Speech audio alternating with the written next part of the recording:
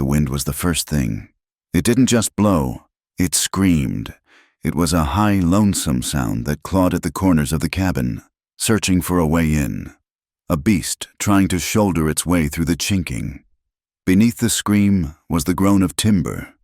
Wood, old and seasoned, strained under a colossal weight. It popped and cracked, a slow, complaining sound, like the ribs of a ship in a heavy sea. Then came the smells, thick and layered in the cold air, the sharp, clean resin of shattered pine branches, the metallic tang of deep snow, and underneath it all, the faint, sour trace of damp ash from a fire that had almost died. Tamsin Vale's eyes snapped open. The pain came a half-second later. It wasn't a dull ache. It was a spike, a white-hot railroad nail driven directly behind her right eye, pulsing with every frantic beat of her heart. She gasped, a dry, ragged sound, and the movement sent a fresh wave of nausea rolling through her. The world blurred, then swam slowly, agonizingly, back into focus. She was not where she was supposed to be. Where was that a black sucking void opened in her mind? There was nothing, no name, no place, no yesterday. There was only the wind, the pain, and the unfamiliar ceiling of rough-hewn planks just inches above her face. She was in a bed, not a bunk, but a wide, solid bed frame, piled high with blankets. The one tucked under her chin was wool, impossibly coarse, and it smelled faintly of lye soap, horse, and the ghost of old sunlight. She was wearing a man's long-sleeved undergarment, the cotton soft from 1,000 washings, and it was far, far too large. A shadow moved in the corner of the room. Tamsin froze.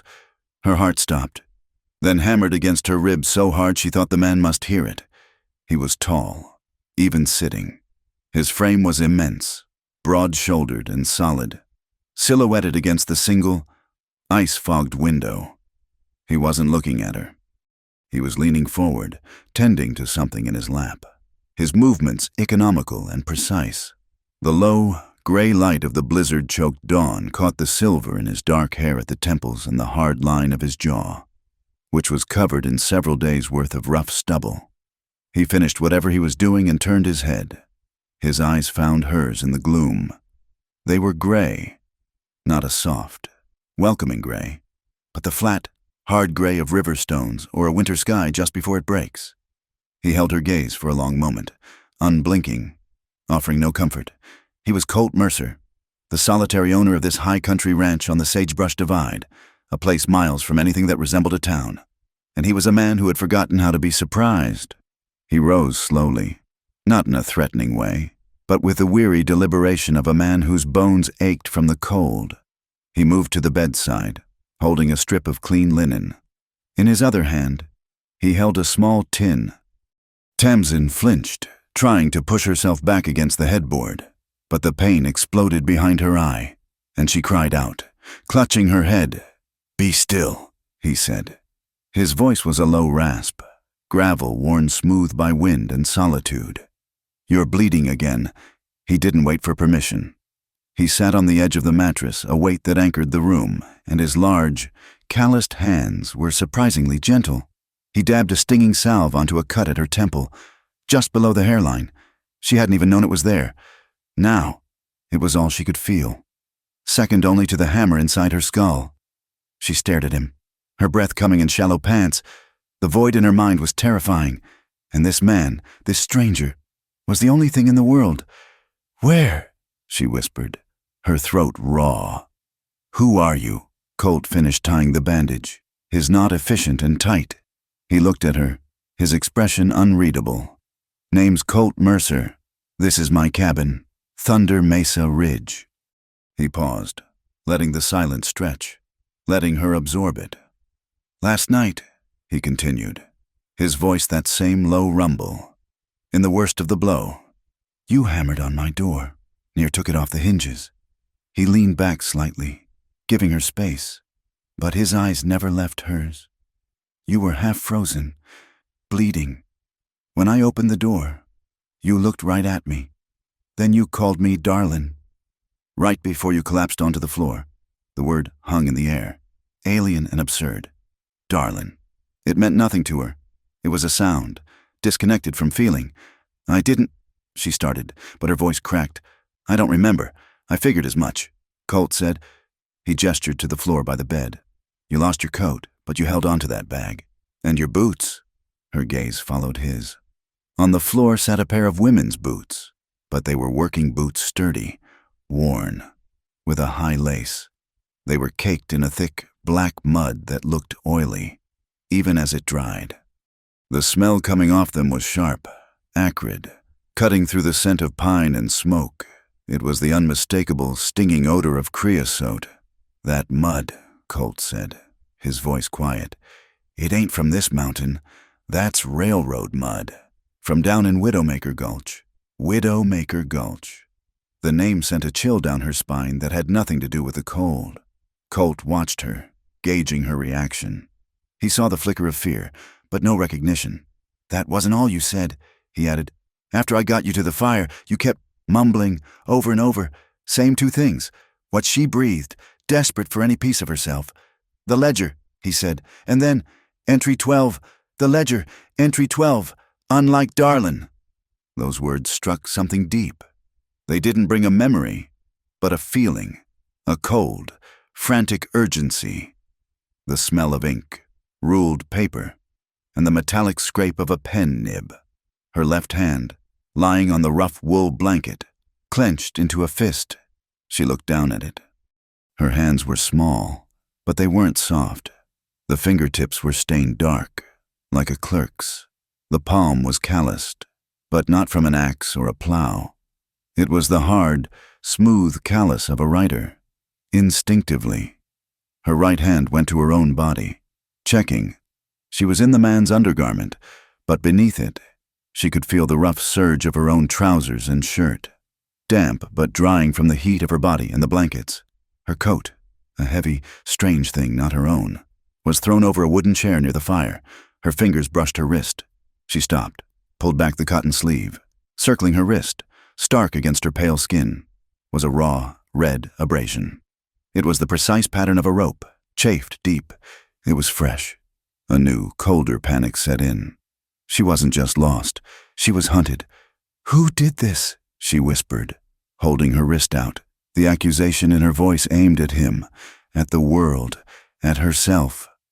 Colt's gray eyes flickered to the mark, then back to her face. "It was there when you arrived, girl. Same as the cut on your head." Her hand darted to the coat on the chair. She fumbled in the pocket, her fingers closing around something small, cold, and metallic. She pulled it out. It was a brass medallion, heavy for its size. On one side, it was stamped with the crude image of a mission-style church bell. On the other, just two letters, J.C. She stared at it, willing it to speak, to tell her who she was. It remained cold and silent. A sudden sound from outside, a lowing of cattle, muffled by the snow, drew her gaze to the window. Through the one clear patch in the frozen glass, she could see a world of blinding white. The storm had broken, leaving behind a landscape buried deep. A few of Colt's cattle, dark smudges against the snow, floundered belly deep in the drifts, moving toward the relative shelter of the barn. Beyond them, farther down the divide, came another sound, thin and sharp in the dense air, the distant, hollow clank of a cowbell, and under it, the rhythmic, metallic grinding of iron wheels on icy track. The railroad, the source of the creosote mud on her boots. Colt had moved to the fireplace, where a large, blackened pot hung over a low flame.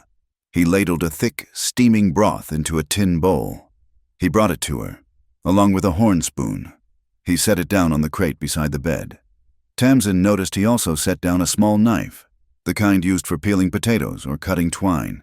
He placed it carefully, deliberately, with the wooden handle pointing toward her, the blade pointing harmlessly away. It was a gesture of profound, calculated courtesy. It was the gesture of a man who lived alone, who understood boundaries, and who knew that a cornered animal, even an injured one, was dangerous. He was giving her a tool, but turning its threat away from himself. He trusted her just as little as she trusted him. She grabbed the spoon, her hands shaking. and shoveled the hot broth into her mouth. It was bone broth, rich with salt and marrow, and it seared a path down her frozen insides, waking her body up to its own desperate hunger. As the warmth spread, a flash of an image, hot and violent, burned behind her eyes. A man's face. He was smiling. But the smile was cold, all teeth and no warmth. He wore a city hat, a round derby. As he smiled, he tilted his head, and the lamplight caught the glint of a heavy, gold ring on his pinky finger. The ring was distinctive, carved with deep, parallel grooves. The image was gone as quickly as it came, leaving her gasping, the spoon halfway to her mouth. What? She choked, the broth suddenly tasting like ash. What did I do? Colt Mercer watched her, his expression unchanged. He walked to the cabin door, unbarred it, and peered outside, letting in a sliver of painfully bright, cold air. The wind had dropped, but the silence it left behind felt heavier. "We'll figure that out tonight, when the tracks are clearer," he said, his back to her. "But first, you need to stand. You need to get your strength back." He started to close the door, then paused. His whole body went rigid. He was staring at something out past the barn, toward the dense line of cypress trees that marked the edge of his property. A high new whine of wind suddenly snaked through the trees, rattling the frozen branches. Tamsin saw it too. Through the window, a dark shape against the snow. A man on a horse, sitting perfectly still, watching the cabin. He was too far to see clearly, just a smudge of black in the vast white, with a swift, silent motion. Colt yanked the heavy burlap curtain across the window, plunging the room back into the dim, orange light of the fire. He turned. The polite distance was gone. His eyes were no longer stone. They were flint, hard and sharp. "You ain't the only one the storm blew in," he said, his voice a low growl. The kindling in the fireplace spit and hissed, throwing sparks against the stone. Tamsin's heart hammered, a frantic drum trying to match the rhythm of the flames. The fog in her head was thick, her past a total blank. But one thing was suddenly, terribly clear. Her memory was gone, but her instincts were screaming.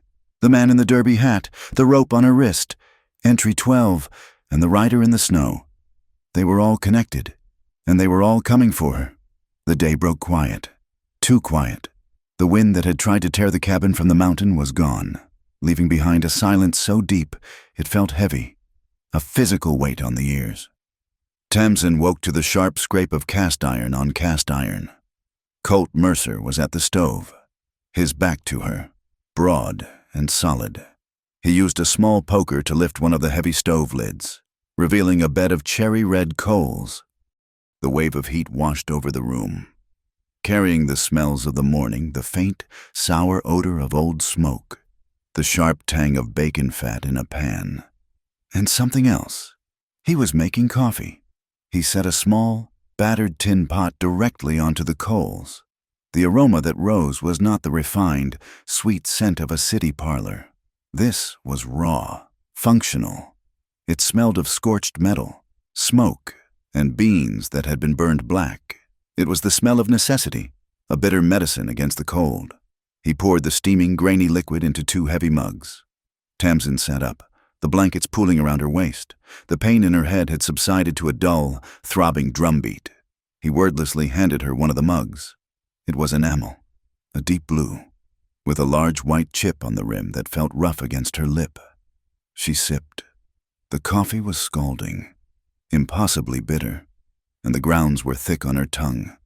But it was hot, and it cut through the lingering fog in her mind like a knife. "It'll settle your stomach," Colt said. He hadn't turned, was still watching the bacon fry. "Let it sit a spell. The grounds'll fall. Then you just drink from the top." He was teaching her.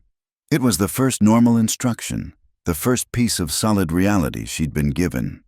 She gripped the mug, the ceramic radiating a painful, wonderful heat into her frozen fingers. The weight of the cup, the chip on the rim, the bitter taste, these were anchors. She looked down at the hands holding that anchor. They were not his. They were small, pale, and told a story she couldn't read. Her right hand was steady. Her left, however, was marked. A distinct, hard callus ran along the side of her middle finger, just below the knuckle. It wasn't the broken, rough callus of a farmer or a washerwoman.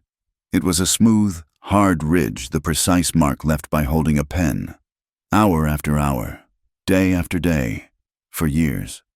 She turned her hand over, examining her fingertips. Under the nails, driven deep into the quick, wasn't the black grease of a wagon or the honest dirt of a field. It was the faint, indelible stain of carbon, printer's ink, or ledger ruling, the ledger, entry 12.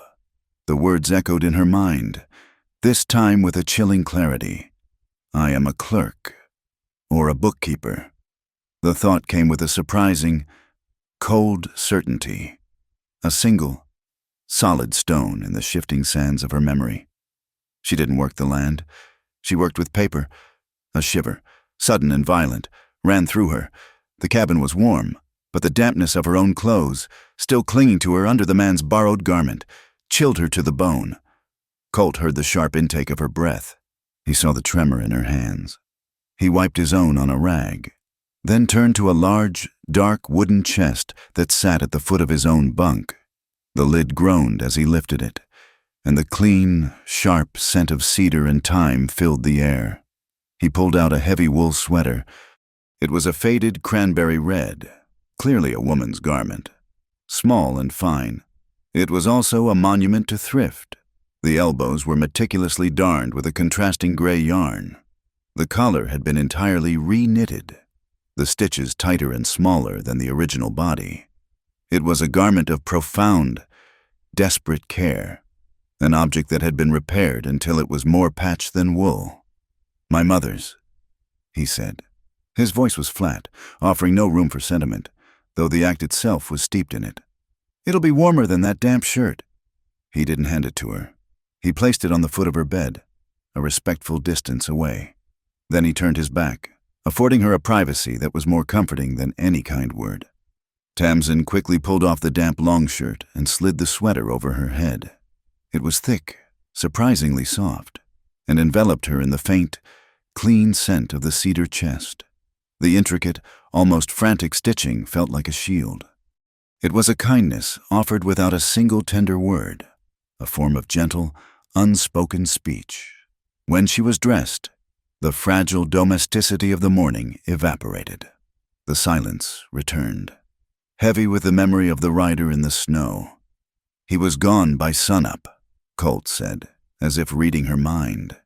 He gestured with his chin toward the north window, now bright with reflected light. But he wasn't just lost. He had already been out. Found tracks, 2 horses. They came right up to the north fence line. Sat there for a good while, just watching the house. Then they rode off, heading west. The knowledge changed the air in the cabin, made it thin. The rider hadn't been a phantom. He'd been real, and he'd had a partner. The bar stays on the door, Colt stated. It wasn't a suggestion. Day and night, this door. He nodded to the small bedroom she had slept in. Stays open, all the way. I want a clear line of sight. He took the small kitchen knife he had set by her bed the night before and slid it into a high wooden block on the wall, well out of anyone's casual reach, but visible to them both. Weapons stay where we can see 'em, all of 'em. He looked at her, his gray eyes flat. And we watch. One of us sleeps. One of us sits by the fire. We'll trade off. 4 hours on. 4 hours off. Starts tonight. It was the new law of the cabin. Trust was a luxury they didn't have. They would have to settle for armed, uneasy cooperation. They ate breakfast in that heavy silent salty bacon, and biscuits so hard they seemed baked for a journey. Tamsin was clumsy, her mind still trying to sort the fog from the facts. Her hand, the one with the clerk's callus, spasmed as she reached for the coffee mug.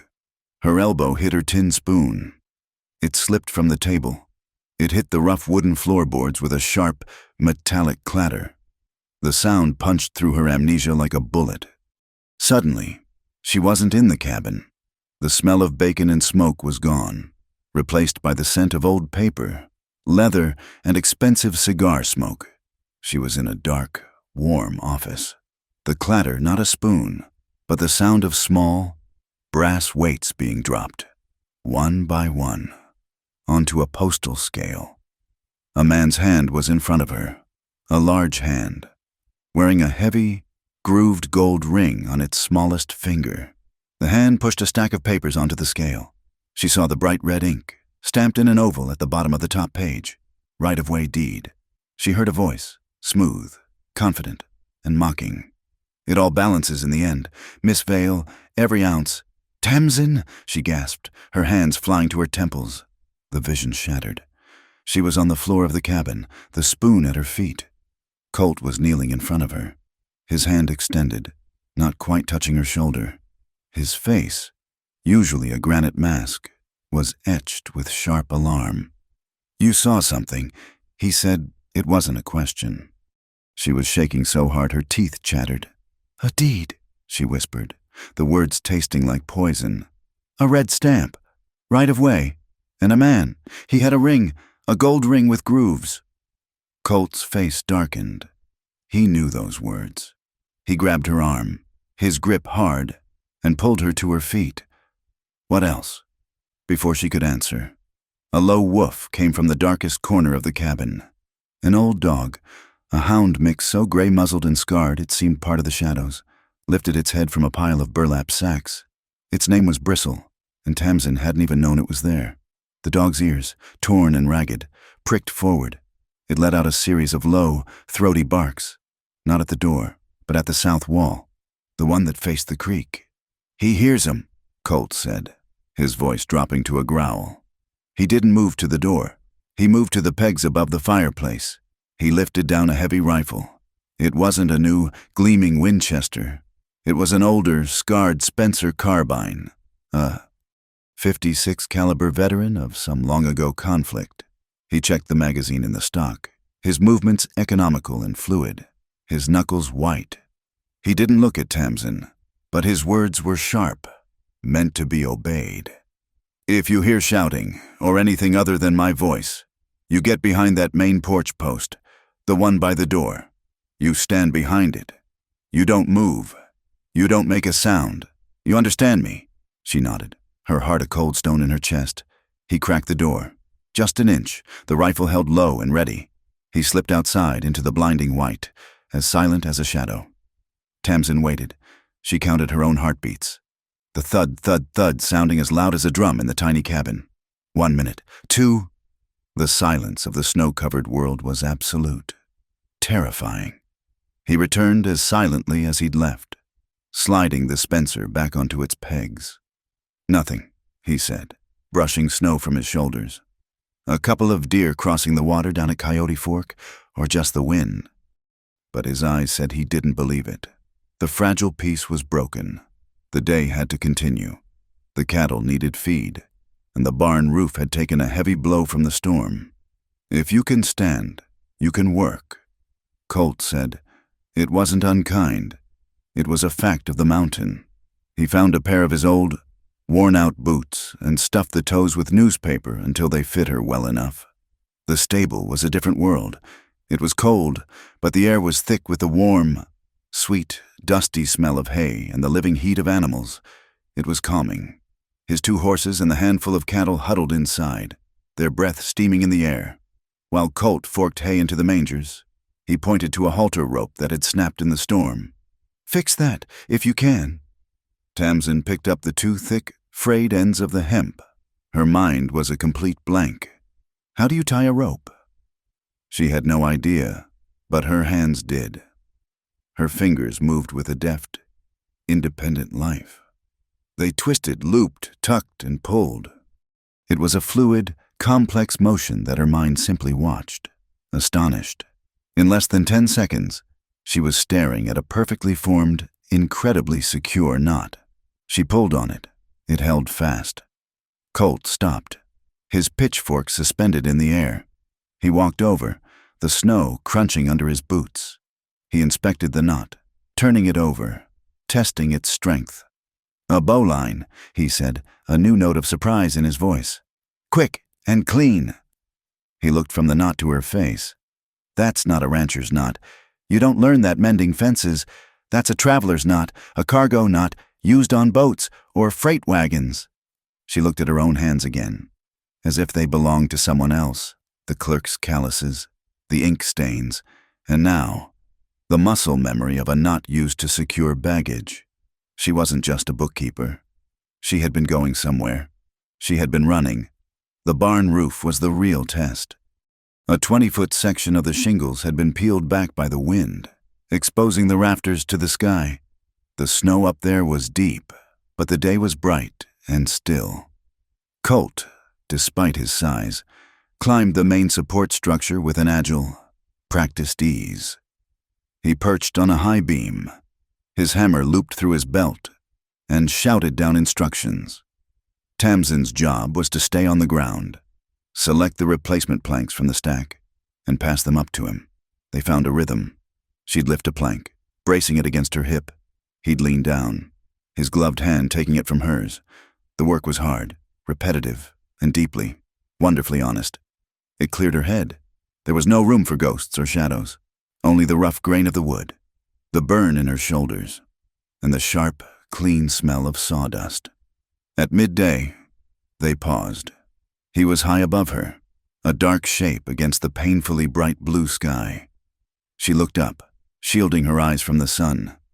He looked down, wiping sweat from his brow. Even in the cold, their breath plumed in the air, two white clouds rising to meet in the stillness.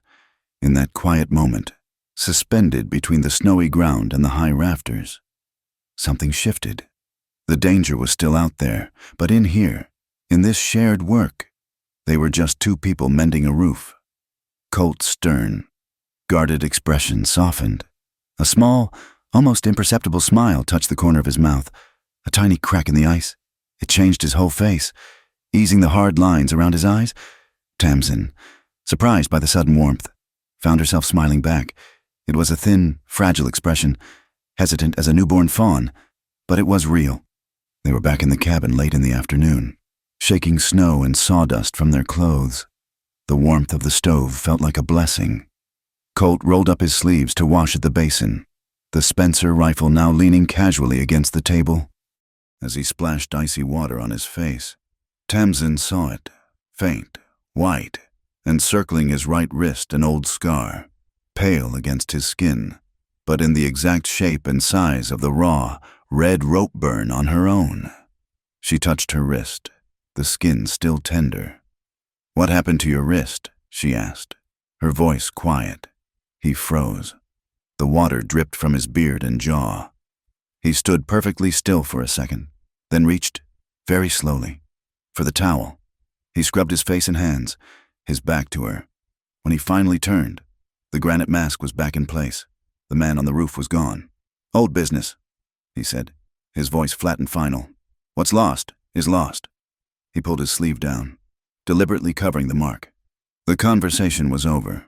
The rejection stung, but it was a wall she recognized. He had his own ghosts, his own ropes. While he went back out for a final check on the animals, Tamsin restlessly paced the small cabin. Her eyes scanned the shelves, desperate for another clue, anything that might spark another memory. Tucked behind a large tin of coffee beans, she found a small, folded stack of old newspapers. On top was a single page, neatly cut from the Juniper Crossing Gazette. It was folded to a specific section, the creases worn. Her eyes landed on the headline, "Railroad Land Auction Notice of Public Sale." Her fingers, the inky ones, traced the text. It was a list of parcels, legal descriptions, coordinates, and there, near the bottom, was an entry circled in faded pencil: Township 21 North, Range 4 West, Section 12, Section 12. Her mumbled words, Entry 12. He hadn't just heard her. He had been looking for that specific piece of land. This wasn't just her fight. She had stumbled into a battle he was already waging. Just as this new, complicated thought solidified, Bristle let out another low growl. Tamsin moved to the window, pulling the burlap curtain aside just an inch, far down the slope, at the very edge of the snow-covered meadow where Colt's property line ended. A vehicle had stopped. It wasn't a ranch wagon or a buckboard. It was a black buggy, sleek and expensive, the kind a doctor or a lawyer from town would drive. Even from this distance, something was wrong. The wheels, they were new, painted with a delicate, bright yellow pinstripe, a pattern that looked less like decoration and more like a brand. It looked official.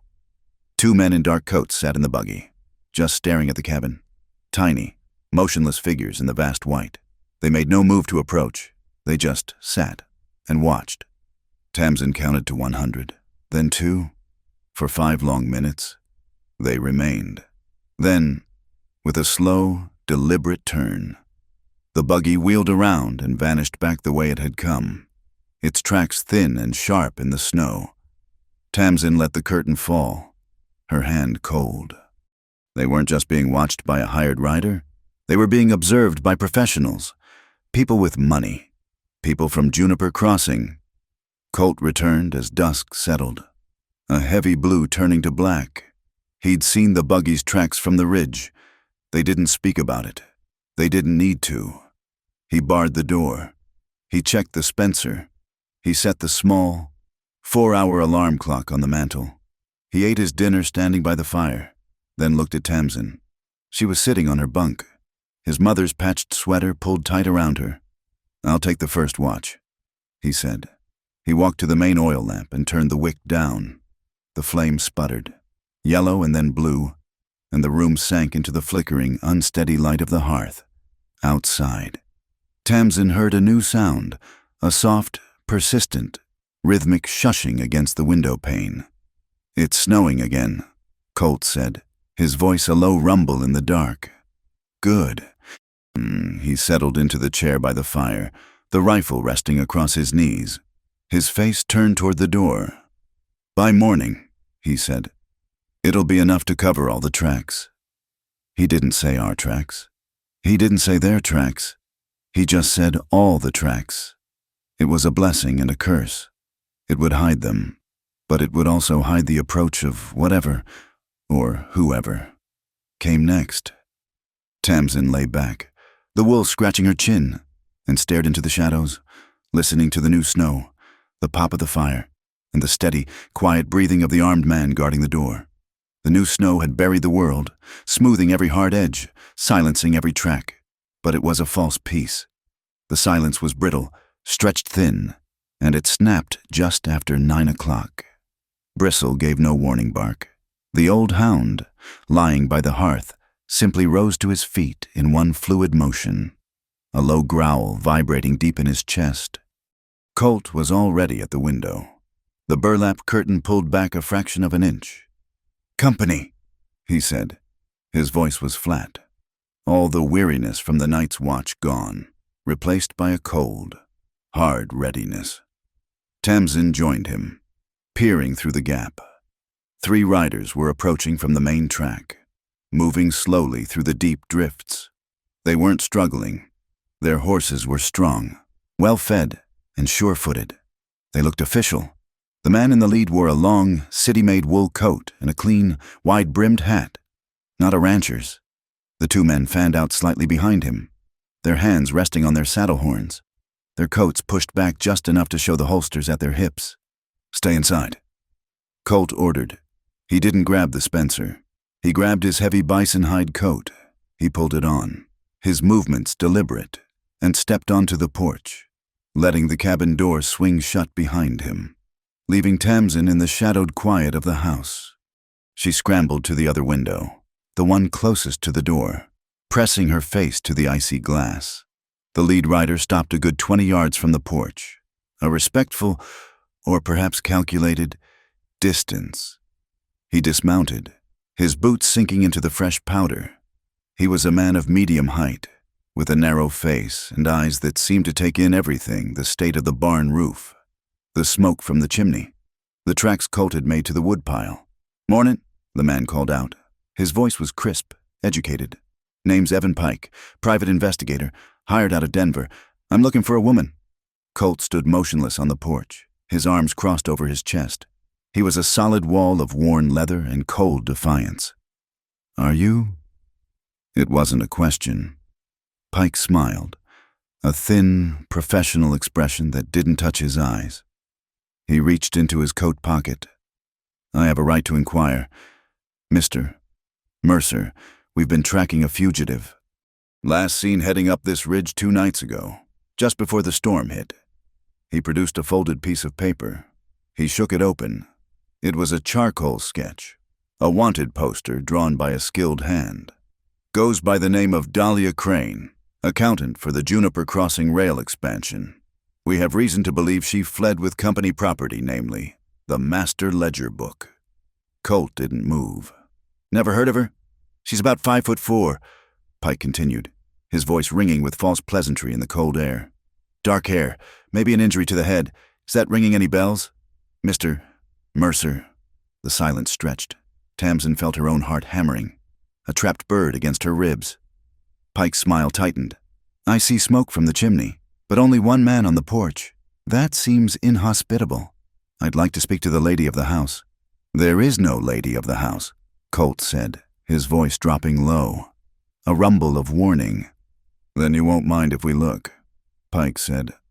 He took a step forward. You'll mind if you do. Colt countered.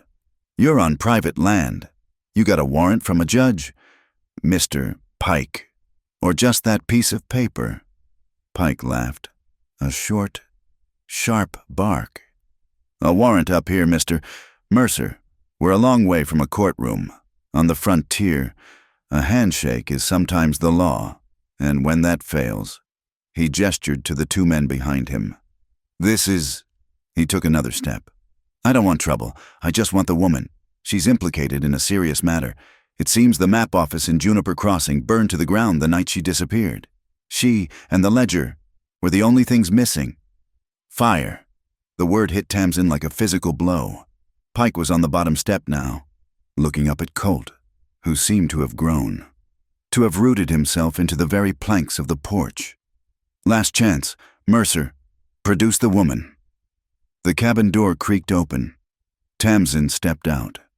She stood beside Colt, her hands clenched at her sides, his mother's red sweater a splash of defiant color against the white snow. She felt Colt's anger, a wave of heat beside her. Evan Pike's eyes snapped to her. He studied her, from her mud-caked boots to the fresh white bandage at her temple. His thin smile returned, this time with real satisfaction. He held up the sketch. Well, Dahlia Crane, I presume. Tamsin looked at the drawing. It was her face, the high cheekbones, the wide-set eyes, the determined chin. It was her, but it wasn't. The woman in the drawing looked hard, calculating. She looked past Pike, to the small, cracked piece of mirrored glass Colt kept by the wash basin, nailed to a post. She saw her own reflection.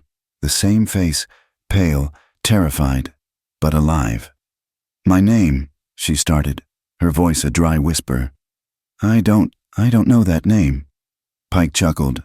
Amnesia, convenient, classic, saves us the trouble of listening to your lies. He folded the paper. You will come with us, Miss Crane. You are under arrest for the embezzlement of the T21R4 ledger from Mr. Garrick Lowe, foreman of the Union Pacific Guild. Garrick Lowe. The name meant nothing, but the name of his employer did. Tamsin's eyes narrowed. She was looking at Pike's lapel. Pinned to his smart wool coat was a small, brass pin. It wasn't a marshal's star or a detective's shield. It was a complex design of a compass rose and a surveyor's transit, and beneath it, 3 letters U-P. G. You're not a private investigator, Tamsin said, her voice suddenly clear, sharp with a cold anger that cut through her fear.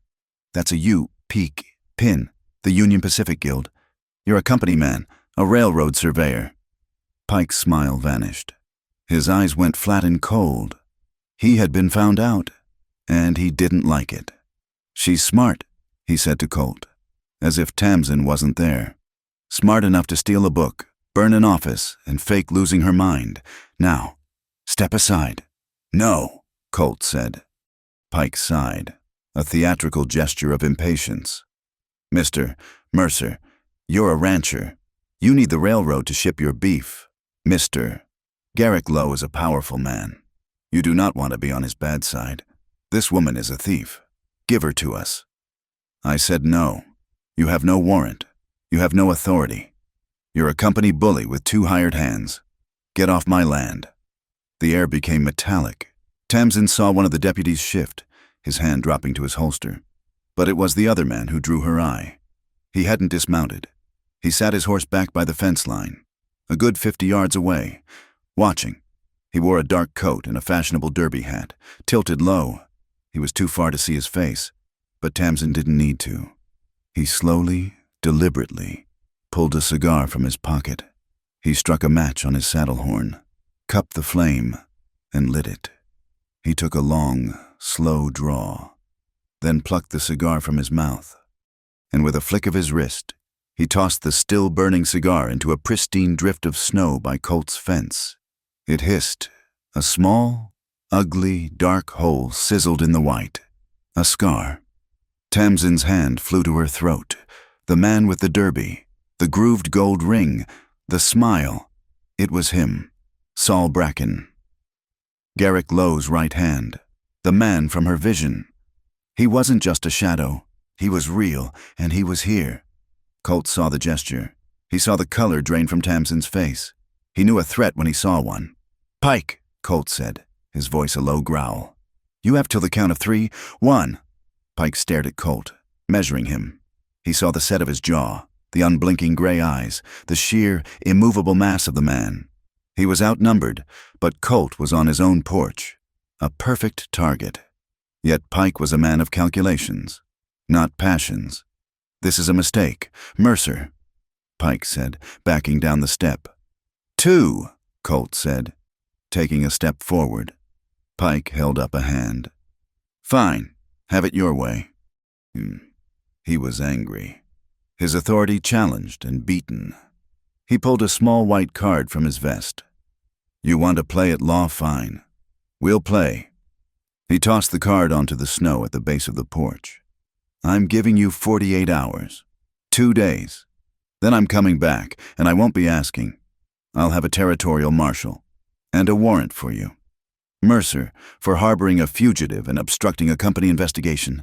48 hours. He mounted his horse, his movement stiff with rage. He wheeled the animal around. Spraying snow, the man in the derby, Saul Bracken, lingered.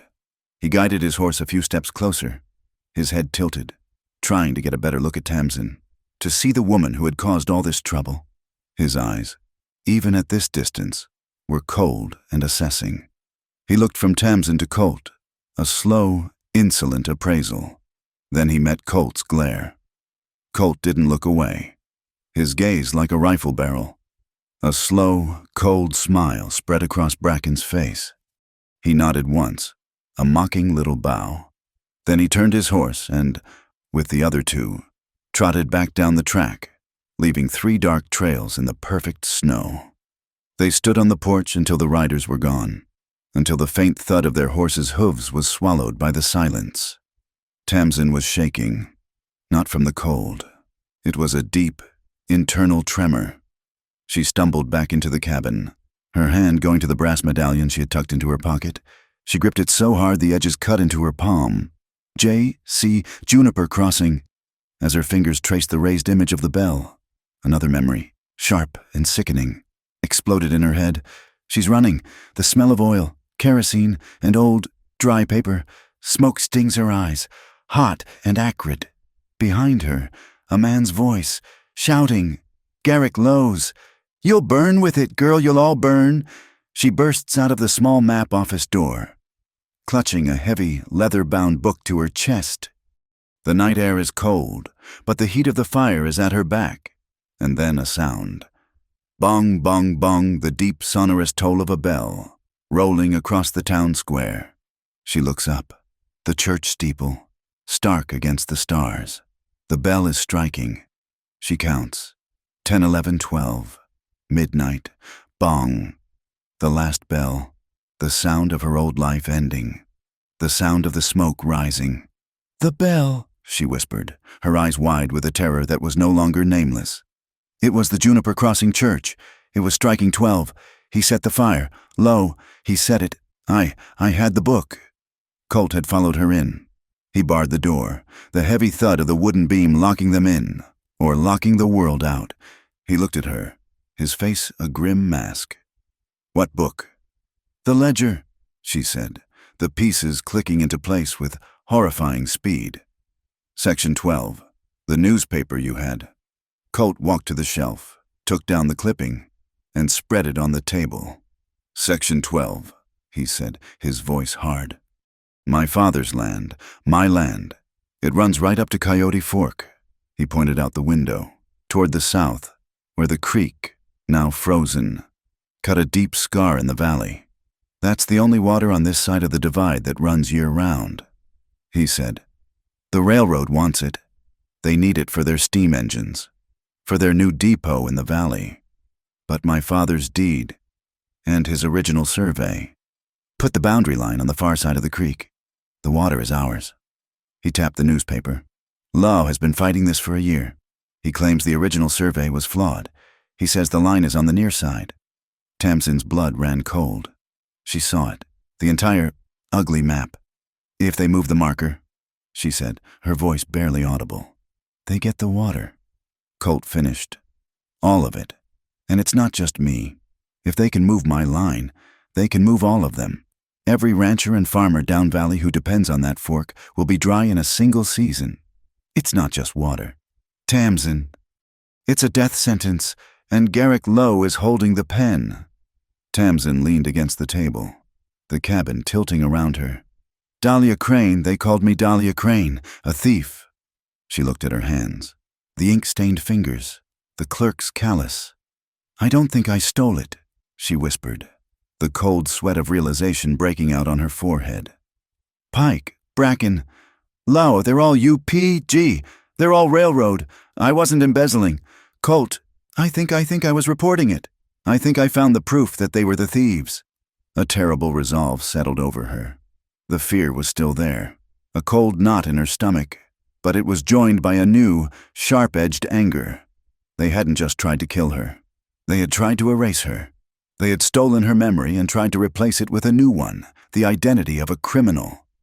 They gave me a name, she said, her voice shaking but hardening. Dahlia Crane. They gave me a deadline, 48 hours. She looked up, her eyes meeting Colt's. Before they come back and tell me who I am, I'm going to find out for myself. I'm going to find the truth. Colt watched her for a long, silent moment. The lost, broken woman he had pulled from the snow was gone. In her place was a stranger, someone with a spine of forged steel. He saw the same fight in her that he felt in his own gut. He nodded once. Then we'd best get to work. 48 hours ain't long. It's less than 2 days. He walked to the large, dark wooden chest that held his mother's sweater. It wasn't just a cedar chest. It was a strong box. He pulled a heavy iron key from his pocket and unlocked the clasp. He lifted the lid. Inside, beneath the blankets, were not clothes, but rolls of heavy paper, leather-bound books, and tin tubes. He pulled out a thick, cracked leather portfolio. My father was a surveyor, he said, his voice quiet. He worked for the government before he settled this land. He taught me to read a line. He unrolled a large, yellowed map on the table, weighting the corners with a tin of coffee and a box of shells. It was a topographical map, hand-drawn with exquisite, painstaking detail. His private survey of the entire divide, from before the railroad even dreamed of coming here. Then, he lifted out a heavy, cloth-bound book, and his personal field notes, his measurements, his coordinates, his markers. Colt Mercer looked from the old, honest map to Tamsin's face. You said they're missing their master ledger, he said. If that ledger is the new one, the one Lowe created to steal the creek, then this is the old one. This is the truth. We just have to prove it. The heavy, yellowed paper of the survey map unrolled across the rough-hewn table with a dry whisper. The cabin was silent save for the pop of the fire and the scrape of the 4 river stones Colt used to weigh down the curling corners. The map was a work of art, drawn in black India ink, the elevations marked with delicate, spidery hatching, the watercourses picked out in faint blue. Tamsin leaned over it, her body thrumming with a new, cold energy. The fog in her head hadn't lifted, but it had thinned, like a mist at sunrise. She could see the shapes of things now, if not the details. Colt laid his father's field book next to the map. He also produced a small brass compass from the strongbox. He slid it across the table. "Can you even read this?" Tamsin picked it up. Her fingers, of their own accord, found the small brass catch and released the lid. The needle shivered, then settled. She looked at the map, then at the compass. Then, without a single conscious thought, her hand moved, rotating the heavy map on the table, just a fraction of an inch, until the hand-drawn north arrow on the paper aligned perfectly with the shivering needle. She hadn't just aligned it to north. She'd nudged it a few degrees east. Compensating, Colt, watching her, raised an eyebrow. "You accounted for declination." Tamsin looked at her own hand, confused by its competence. Declination. "The difference between true north and magnetic north," he said, a note of respect in his voice. "For this longitude, that's about 14 degrees. You did it without thinking, like breathing. A bookkeeper didn't know that. A surveyor did, or an auditor for a surveyor's guild." Her eyes scanned the map, her fingers tracing the boundaries of Section 12. Then she turned to the field book. It was filled with columns of numbers bearings, distances, chain lengths, all recorded in an elegant, precise script. And in the margins, notes. Marker set large quartz outcrop, north bank. Witness tree ponderosa, split by 71 lightning, 33 paces C. At the bottom of a page detailing the Coyote Fork boundary, there was a newer, different signature in a small, tight hand. It was an auditor's mark, dated just 6 months prior, compared against Guild Ledger. No discrepancies found. And beneath it, the initials A.F. Tamsin stared at the letters. A.F. They felt warm, familiar. They resonated, like a tuning fork struck inside her. Not Dahlia, not Tamsin. A.F. Aurelia. The name surfaced like a bubble from a deep, cold lake. Aurelia Finch. "Aurelia," she whispered. The name felt strange on her tongue, but it felt right. "What's that?" Colt asked, looking up from the map. I think my name might be Aurelia Finch."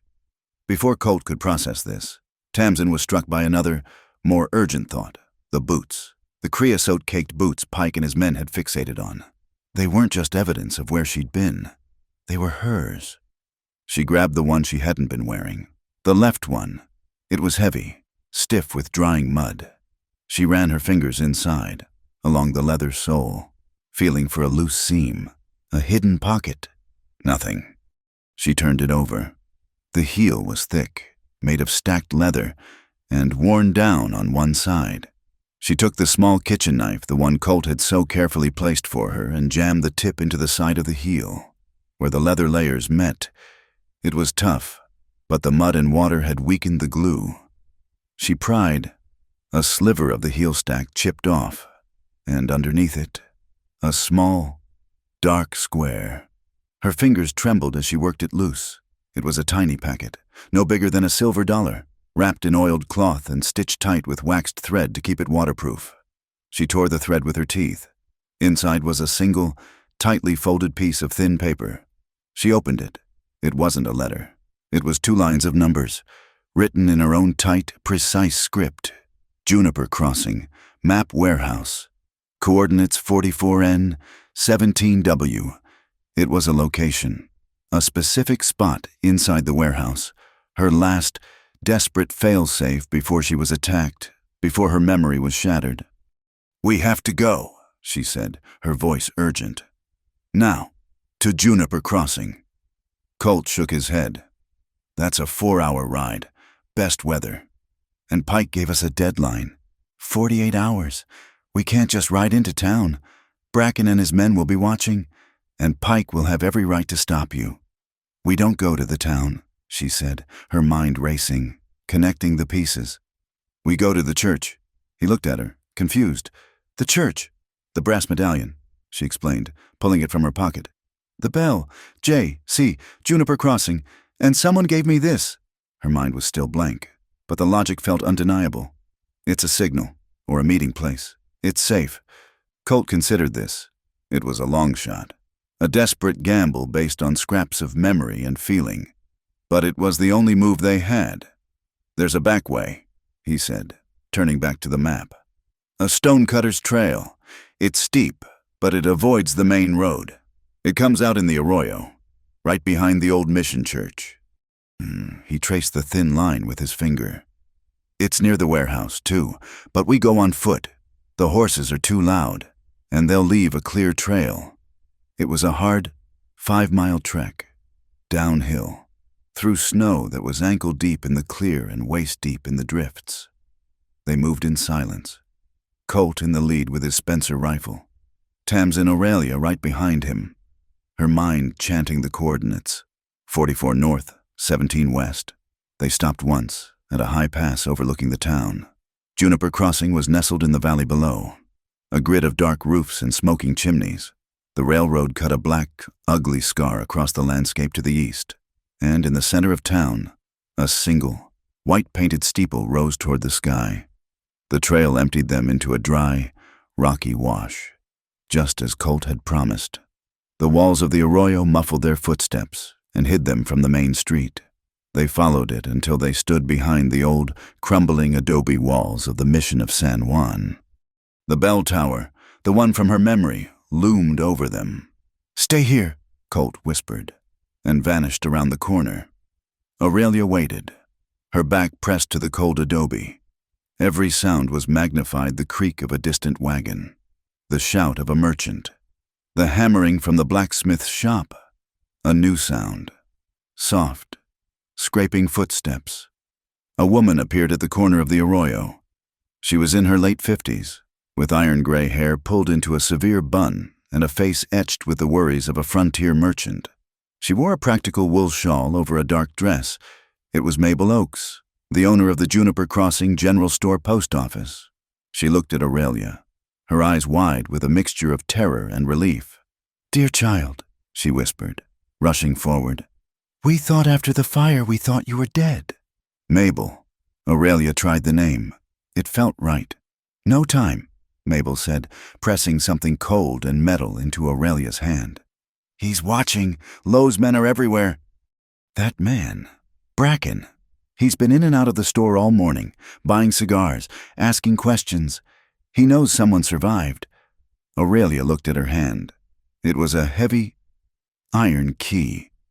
"It's for the map warehouse," Mabel said, her voice a frantic whisper. "The one that burned, it's for the cellar, the records room. It shouldn't have burned. It's stone-lined, fireproof." "Mabel, I don't remember." "You don't have to remember. You just have to move." Mabel insisted. She grabbed Aurelia's arm. "You gave me the duplicate key 2 weeks ago. You said if anything happened to you, I was to hold it. You said to keep it at the old church, hidden in the poor box." Colt reappeared, his face grim. "Wagon coming. Go!" Mabel urged, pushing Aurelia toward the burned-out building 2 blocks down. "Go now. Find what you need, and don't trust anyone from the guild, not even Pike." She melted back into the shadows of the alley. The warehouse was a skeleton. The roof was gone. A tangle of charred beams opened to the sky. The walls were standing, but blackened with soot, the acrid smell of creosote and ash, the same smell from her nightmare, hung thick in the air. Colt stood guard at the ruined doorway while Aurelia picked her way through the debris. The coordinates in her pocket burned like a coal. 44 north, 17 west. She found the center of the building. Using her own feet, she counted 44 paces north. It took her to the back wall. 17 paces west. She was standing in a pile of wet, pulpy, burned paper. There was nothing, just ash and rubble. "It's gone," she said, her voice breaking. "Whatever was here, it's all gone." "No," Colt said, his voice quiet. He pointed at the floor. "Look, that's not a floor. It's a hatch."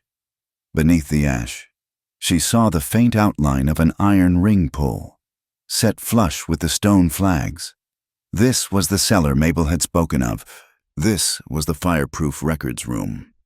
She jammed her fingers into the ring and pulled. It was impossibly heavy. Colt joined her, and together, they heaved the massive, stone-lined trapdoor open. A rush of cold, damp, smoky air rose to meet them. As they stood there, breathing in the smell of the fire's aftermath, a sound echoed across the town. Bong! Aurelia froze. Bong! The church bell. It was starting to ring. Bong! She looked up at the steeple, stark white against the blue sky. Bong, bong, bong. The sound punched through the last layer of her amnesia. The fog didn't just thin. It was ripped away. She is in this building. It's not burning yet. It's night. She's standing at a tall desk, the master ledger open. Garrick Lowe is in front of her, his face purple with rage, the grooved gold ring on his finger glinting in the lamplight. "You little fool!" He's snarling. "Did you think you could just walk out of here with my book? Did you think you could ruin me?" "It's not your book, Garrick," her own voice, strong and cold. "It's the Guild's, and you've falsified every entry from Section 9 to 14. You're stealing the water.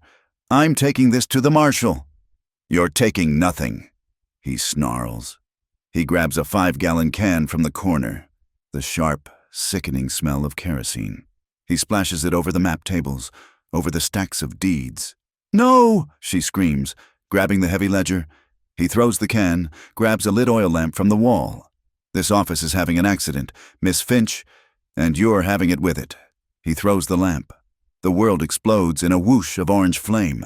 The heat is like a solid wall. She screams, clutching the ledger, and runs for the back door, the roar of the fire in her ears. Bong, bong, the 12th bell. "Noon!" Aurelia gasped, her hand at her throat, the memory so vivid she could feel the heat on her face. She was Aurelia Finch. She was an auditor, and Garrick Lowe had tried to murder her. "Aurelia," Colt said, his hand on her shoulder, grounding her. "Are you with me?" She nodded, the terror replaced by a diamond-hard rage. "I'm with you. Let's go down." The cellar was thick with smoke that had been pulled down through the ventilation shaft, but it hadn't burned. It was a tomb of paper. Stacks of old surveys, boxes of deeds, and along one wall, a shelf of duplicate ledgers. But her coordinates? 44N, 17W. It wasn't a place. It was a file. Drawer 44, shelf 17 west wall. She ran to it. It was a small wooden file box. She pulled it open. Empty. "He got here first?" She breathed, the hope crushing her. "Lowe or Bracken. They came back. They knew I had a copy. Maybe not." Colt said. He was scanning the floor. The fire had been fought from above. Water had poured down here, soaking everything. In the corner, a pile of debris had been washed into a heap-soaked papers, a broken chair, and a long, cylindrical object. He picked it up. It was a brass map tube, blackened by soot, one end dented as if it had been dropped or thrown. He twisted the cap. It was stuck. He used the butt of the knife to hammer it loose. He shook it. A thick, tightly rolled scroll, half-soaked and singed at the edges, slid into his hand. He unrolled it. It was a map. The top half was burned away, but the bottom half was legible. It was a detailed hydrographic survey, a map of all the streams and aquifers, and in the center, rendered in perfect, precise blue ink, was Coyote Fork. Scrawled in the margin, in her own handwriting, was a note, "Compare against Mercer Sr., Survey T 21R4 1872, discrepancy 27 paces east." It was the proof. They didn't speak on the long, grueling climb back to the ranch. They saved their breath for the hike. They got back to the cabin as the sun was touching the tops of the western ridges, painting the snow a deep, bruised purple. Colt barred the door. Aurelia spread the half-burned water map on the table, next to his father's original survey.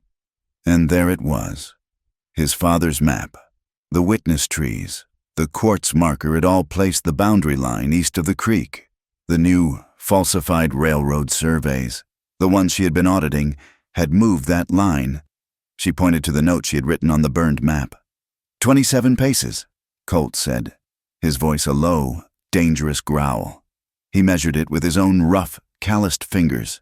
Just enough to move the line from the far bank to the near bank, just enough to steal the water. The meticulous, handwritten proof was right in front of them.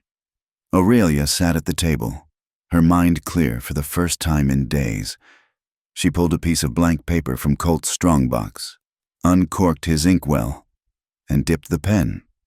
Her hand, the one with the clerk's callus, began to move. It flew across the page, fast and even, creating a perfect table. In the left column, she wrote Mercer Senior Survey, 1872. In the right, U, P, G, falsified ledger, 1888. She listed the coordinates, the markers, the discrepancies. Her muscle memory had returned completely. She was Aurelia Finch, and this was her trade. As she wrote, one last piece of the puzzle slotted into place, a memory of her running, not from the fire, but before the fire. She's in an office, but it's not the warehouse. It's the county courthouse. A woman with kind, shrewd eyes is stamping a document. A heavy, official stamp. Thwack, the woman, Ada Moreland, the county recorder, slides the paper back. It's filed, dear, Ada says.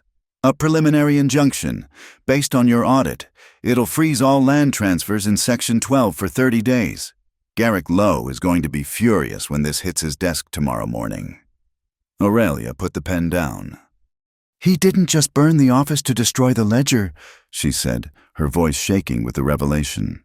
He burned it to stop me from filing my report, but he was too late.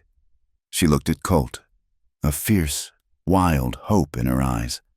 I already filed it, a copy, an injunction, with the county recorder, Ada Moreland. The plan formed, instant and clear. It wasn't enough to have the old maps in a half-burned scroll. They needed the official, legal weight of the county. We have to get to Ada, Aurelia said. If she can publicly confirm my injunction, and we can present this. She tapped the comparison sheet. We can expose Lowe, not just as a thief, but as an arsonist and a murderer. Their 48 hours were half gone. Pike would be back by the next afternoon. Colt nodded. The decision made. It's a long ride, and they'll be watching the courthouse. He walked to the shelf, taking down his box of Spencer cartridges. He began to methodically check each one, sliding them into the loops on his belt. We'll rest till midnight, then we'd ride. We'll be in Juniper Crossing before dawn, before they're even watching. He moved to the bin, scooping cornmeal into a bowl. I'll make cornbread, something for the saddlebags. Aurelia watched him, his movements all purpose and grim resolve. She carefully folded her comparison sheet, his father's map, and the precious, half-burned water survey. She tucked them, along with the brass medallion, into a heavy oilcloth pouch. The fight was no longer in the shadows. Tomorrow, they were bringing it into the light. The thin cornbread was dry in her mouth, the coffee bitter. They were not eating for pleasure, but for fuel. The cabin was a fortress, braced for a siege. The heavy bar secured across the door. Outside, the new snow had stopped, and a cruel, sharp moon rose, turning the world into a stark landscape of silver and black. Colt sat by the hearth, not in the chair, but on a low stool, his Spencer carbine resting across his thighs, its metal glinting in the low firelight.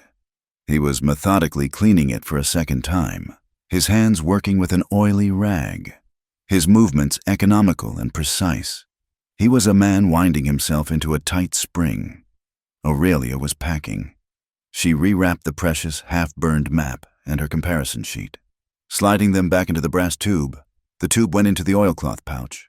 Her medallion, the bell from Juniper Crossing, went in last, its cold weight a solid promise. The small alarm clock on the mantel ticked, the sound unnaturally loud, cutting the silence. Tick-tock, each sound a hammer blow on the anvil of the night.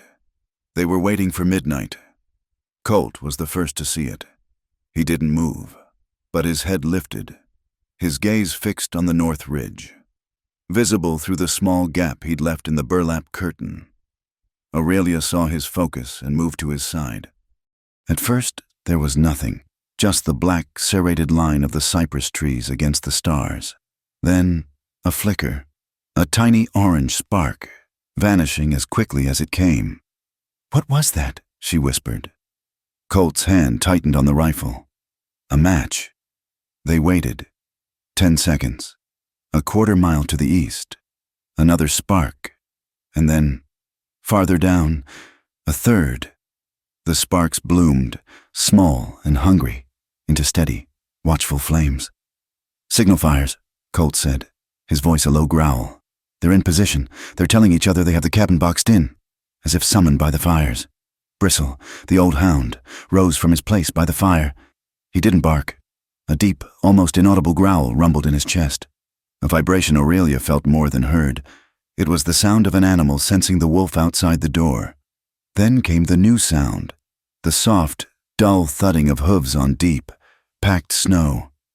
Not a fast approach, a slow, confident, encircling move. Colt moved with a speed that belied his size. He didn't blow out the lamp. He didn't have one lit. He scooped a spadeful of ash from the hearth and smothered the fire in one swift, hissing cloud. The cabin was plunged into absolute, terrifying blackness, lit only by the cold, hostile moonlight streaming through the window. "The back," he whispered, his voice urgent, close to her ear. He grabbed her arm, not gently, but effectively, pulling her toward the small, rear door used for firewood. "The irrigation ditch. It's low, but it's cover. Stay behind me, and do not make a sound." He eased the small door open. The night air was like a slap, painfully cold. He slipped out, pulling her with him. They half fell, half slid down a 3-foot embankment into the ditch. The water was a living thing. It was liquid ice, soaking through her boots and the hem of her trousers in a single, agonizing shock. It stole her breath. She bit her lip to keep from crying out. They crouched, hidden by the high bank of the ditch, the frozen mud sucking at their knees. From here, they had a clear view of the barn, 30 yards away, and the cabin, silhouetted against the snow. 4 riders.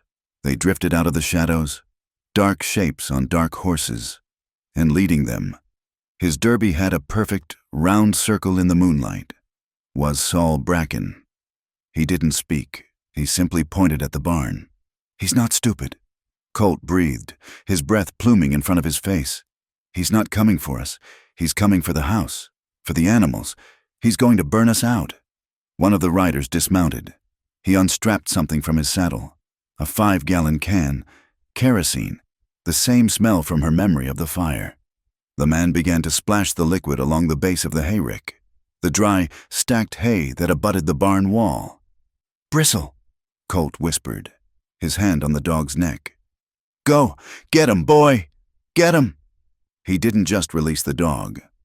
He pointed, not at the men, but at the opposite side of the yard, toward the empty patch of snow near the woodpile. The old hound understood. He shot from the ditch like a gray shadow, not at the men, but away from them, barking, howling, a frantic, furious sound, as if he were attacking an unseen intruder by the trees. "What's that?" one of the riders yelled, pulling his horse around. "It's just the damn dog," Bracken snarled. "Light it! Light the fire!" The man with the torch, a thick bundle of oil-soaked rags, struck a match. The flame flared. He pulled his arm back, ready to throw it onto the kerosene-soaked hay. "No," Colt said. It was not a plea. It was a statement. He moved from the ditch, running, not at the men, but at the barn. He kept low, a shadow moving against shadows. He reached the small, secondary door on the side of the barn, the one Tamsin had used to check the animals. He yanked the pin, slipped inside, and was gone. The man with the torch threw it. It sailed in a high, perfect arc, landing with a soft thump on the hay. Whoosh! The kerosene ignited in a wall of brilliant, roaring orange.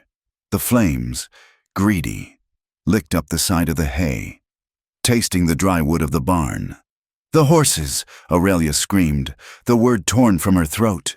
The side door of the barn burst open. Colt. He wasn't running. He was carrying a long-handled pitchfork. He didn't charge the men. He ran at the fire. With a grunt that was half yell, half curse, he jammed the tines of the fork into the heart of the burning, oil-soaked hay bale. He planted his feet. His back and shoulders bulged with the strain. He lifted. For one impossible second, he held the entire blazing mass aloft. Then he pivoted, a desperate, powerful move, and threw it. The ball of fire sailed off the hayrick and landed 10 feet away, in a deep, pristine drift of snow. It hit with a violent, explosive hiss. A column of steam and black smoke shot into the air, and the night was suddenly dark again. The only light, the smaller, sputtering flames that remained. "Get him!" Bracken roared, his voice cracking with rage. But Aurelia was already moving, while all eyes were on Colt and the fire. She had scrambled from the ditch. She didn't run to Colt. She ran to the corral. Her frozen fingers, the fingers that knew the bowline, fumbled with the wooden latch. It was iced over. She slammed her shoulder into it. Once, twice, the ice cracked. The gate swung open. The horses, screaming in terror from the smell of smoke, were huddled at the far end. She grabbed a handful of mane of the nearest one. Colt's star-faced mare. She didn't try to mount. She just slapped it hard on the rump. "Go here!" The mare bolted. It shot out of the open gate, a dark blur of panic, and plunged directly into the group of riders. The other horses, infected by the terror, followed, a stampede of thundering hooves and white-rimmed eyes. It was chaos. Horses slammed into horses. Men yelled, fighting to control their spooked mounts. Bracken's horse reared, screaming, and he fought to stay in the saddle. "Shoot 'em! Shoot the horses!" he bellowed. He drew his own revolver and fired into the night, not at a target, but at the sky. The bright muzzle flashed a stark, white star. The crack of the shot echoing flatly off the ridge. It was a shot meant to intimidate, to regain control. Another shot answered. It was not a loud crack. It was a sharp, heavy zing that cut through the air. Saul Bracken's derby hat flew from his head, as if flicked by an invisible finger. He froze, his hand, holding the smoking pistol, still in the air. He slowly, numbly, raised his other hand to his head. His hair was there. His scalp was there. He turned, his face a mask of disbelief, toward the barn door. Colt was standing there, the Spencer carbine shouldered, the barrel still smoking. He had not aimed at the man. He had aimed at the hat. It was a quarter-inch warning. It was a promise. The standoff hung, suspended. Bracken, hatless and exposed. Colt, solid and unmoving. Ready to lever another round. The other men, fighting their horses. And then, a new sound. Wee-wee-weet high, piercing and sharp, from the main road, down by the creek. A whistle. It blew again. Wee-wee-weet. What in... One of Bracken's men started. "Patrol," another one hissed. "That's the signal. It's Mabel Oakes. She's signaling the county patrol." Bracken looked from Colt to the still smoldering hay, to the road. His plan was in ruins. Arson, in front of witnesses. He was a bully, not a fool. "Get out," he snarled. "Fall back now." He wrenched his horse's head around, dug in his spurs, and galloped into the darkness. His men right behind him, one of them scooping the derby hat from the snow as he rode. They vanished. The sound of their retreat was swallowed by the snow. The silence that fell was deafening. It was broken only by the hiss of the last embers in the snowdrift and the terrified, distant whinny of the scattered horses. Aurelia stood by the open corral gate, her body shaking so violently she could barely stand. Colt walked out of the barn. The Spencer held low. He didn't look at her. He walked to the smoldering hay, kicked it apart, and used the pitchfork to bury the last glowing coals under a mound of fresh snow. He turned and walked back toward the cabin. His steps were heavy, weary. He passed her, his face a mask of stone in the moonlight. He stopped at the cabin door and leaned his forehead against the rough wood for just a moment. He reached for the door latch.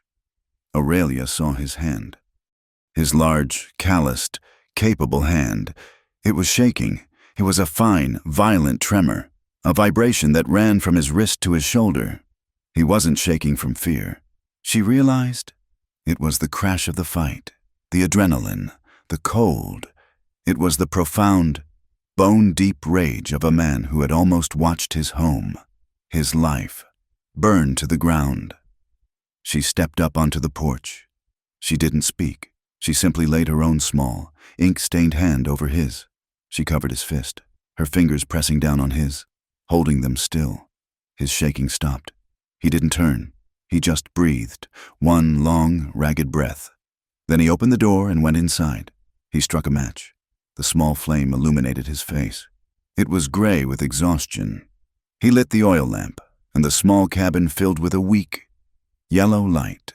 He moved to the stove, his movements stiff. "We need coffee before we go." As he reached for the pot, he winced, his breath hissing between his teeth. "You're hurt," she said. He looked down. A dark, wet patch was spreading on the shoulder of his shirt. "Just a graze," he said, but his face was pale. "One of them fired when the horses spooked. Must have clipped me." He tried to shrug off his heavy coat, but his arm wouldn't obey. He growled in frustration and grabbed the collar of his wool shirt. With a single, powerful rip, he tore the fabric open, from his neck to his shoulder, bearing the wound. It was a shallow, ugly furrow, high on his shoulder muscle, bleeding freely, but that wasn't what made Aurelia gasp. Running alongside the new, red wound was an old scar, white, puckered, and perfectly round. It was the scar from his wrist, repeated. The unmistakable, ancient, healed-over mark of a rope. What's lost is lost. Their eyes met. He saw the understanding in her face. He saw her look at the old scar, then at the new wound. He saw her jaw tighten. She didn't ask. She didn't say a word about the past. She just nodded, turned to the chest, and pulled out the roll of clean linen bandages and the tin of salve. "Sit," she ordered, her voice as hard and sure as his had been. He sat. She cleaned the wound, her hands steady, her touch careful, but firm. He flinched when the salve stung, but he didn't make a sound. She wrapped the bandage, tight and professional. A bowline. A bandage her hands knew how to secure things. When she was done, they checked the barn. The damage was minimal. A few bales of hay, a scorch mark on the wall. The animals, thank God, were unharmed, already drifting back toward the open corral, drawn by the promise of shelter. Colt looked at the scorched wall, his jaw working. He looked at Aurelia, who was calmly relatching the corral gate. "You did good," he said. "So did you," she replied. A partnership, forged in the ashes of the near fire. "They'll be back," he said, the adrenaline fading, the cold reality setting in. "They'll be watching the main road, and they'll be watching the wooden bridge at Coyote Fork. Then we can't wait till dawn," Aurelia said, her voice matching his for resolve. "We have to go now. We have to cross that bridge before they have time to regroup and guard it." He nodded, the pain in his shoulder making his face tight. "Get the horses. I'll get the saddles. And the pouch." They moved without speaking. A well-oiled machine. They saddled the two best horses in the week, gray-blue light that comes an hour before the sun. The moon was setting. The world was a canvas of deep, cold blue. Aurelia mounted, tucking the precious oilcloth pouch into her saddlebag. She felt the hard cylinder of the map tube and the small, heavy weight of the medallion. They were her only weapons. Colt swung into his saddle, his movement stiff. He settled the Spencer into the scabbard. They looked back at the cabin. One last time. It was dark, silent. The only sign of life was the thin, fading wisp of smoke from the fire Colt had smothered. A single gray thread rising in the still, frigid air. It looked, Aurelia thought, like a single thread, trying to tie two lost, desperate people to the only home they had. Colt nudged his horse. "Let's ride." They moved out, not toward the road, but down through the arroyo, their horses' hooves making no sound in the soft snow, two shadows vanishing into the coming day. They rode for almost 3 hours, a grueling, bone-chilling marathon. The pre-dawn blue had given way to a high, thin, gray light. The snow was a treacherous, shifting landscape, hiding rocks and hollows. They pushed the horses hard, knowing that every minute they saved was 1 minute Saul Bracken didn't have to rally his men. They crossed the wooden bridge at Coyote Fork just as the first weak light of morning touched the icy water below. It was, as Colt had guessed, unguarded. They were ghosts, leaving no sound, their horses' hooves muffled by the new snow. But as they cleared the valley and began the long, winding climb into the low hills surrounding Juniper Crossing, the world changed. The temperature, which had been painfully low, began to rise. The air, once sharp and dry, became heavy with moisture. A wet, southern wind began to blow, and with it came the rain. It was not a gentle spring shower. It was a cold, driving midwinter rain. A deluge of half-frozen water that turned the snow to a thick, heavy slush within an hour. It was, in its own way, more miserable than the blizzard. It soaked through their heavy coats, their wool, their leather, finding every seam and chilling them to the marrow. Colt's face was a mask of gray exhaustion. The new bandage on his shoulder was soaked, and Aurelia could see the rigid set of his jaw, the way he favored his left side. He was in pain, but he said nothing, just pushed his horse forward, his eyes scanning the ridgeline. By midday, they were both shivering so violently they could barely hold the reins. The horses, miserable, stumbled and slipped in the greasy, half-melted mud. "We have to stop," Aurelia shouted over the roar of the rain. "Colt, you're bleeding again. I can see it." He looked at his shoulder, at the faint pink dilution spreading on his wet coat. He nodded, his face grim. "There, up ahead." Through the curtain of rain, she saw it, a dark, sagging shape tucked into a stand of tall aspen trees, an abandoned sawyer's shack. It was little more than 4 walls and a rusting tin roof, a place where loggers had once camped, but it was shelter. They stumbled from the saddles, their legs numb, and half-dragged the horses under the flimsy cover of a nearby lean-to. The animals stood with their heads down, sides heaving, steam rising from their wet hides. Colt pushed open the shack's door. The hinges screamed. The single room was dark, musty, and thick with the smell of old sawdust, resin, and rat droppings. But it was dry, and it was cold, a damp, penetrating cold that seemed to rise from the very earth. Colt slumped against the wall, his good arm cradling his bad one. His teeth were chattering. We need a fire," he managed to say, his voice rough. "There's a stove in the corner." Aurelia saw it, a small, pot-bellied iron stove, rusted and dark, while she fumbled in their saddlebags for the matches. Colt used his good hand and a boot knife to shave bark and split dry kindling from the pile of wood scraps left in the corner. His hands were clumsy, the shaking, the pain in his shoulder, the numbness from the cold he was struggling. Aurelia watched him try to strike a match, the head snapping off. Useless. She put her hand over his. "Let me." Her own fingers were trembling, but she managed. She struck the match, cupped the tiny, precious flame, and held it to the tinder. It caught, sputtered, and a thin, blessed wisp of smoke rose. Within minutes, they had a small, hungry fire roaring in the little stove. The iron ticked and popped as it heated, and a wave of life-giving, smoky warmth began to push back the dreadful, damp cold. The rain on the tin roof was a deafening, chaotic drumbeat, a wall of sound that cut them off from the rest of the world. It was just the two of them, the small island of warmth, and the storm. Colt unbarred his heavy, soaked coat, his movement stiff. He hissed in pain as the wet wool pulled at his new bandage. "Here," Aurelia said, moving to help him. She gently eased the coat off his bad shoulder, then his good one. His shirt beneath was soaked, clinging to his skin. "You need to get dry," she said, her voice practical, a new authority in it.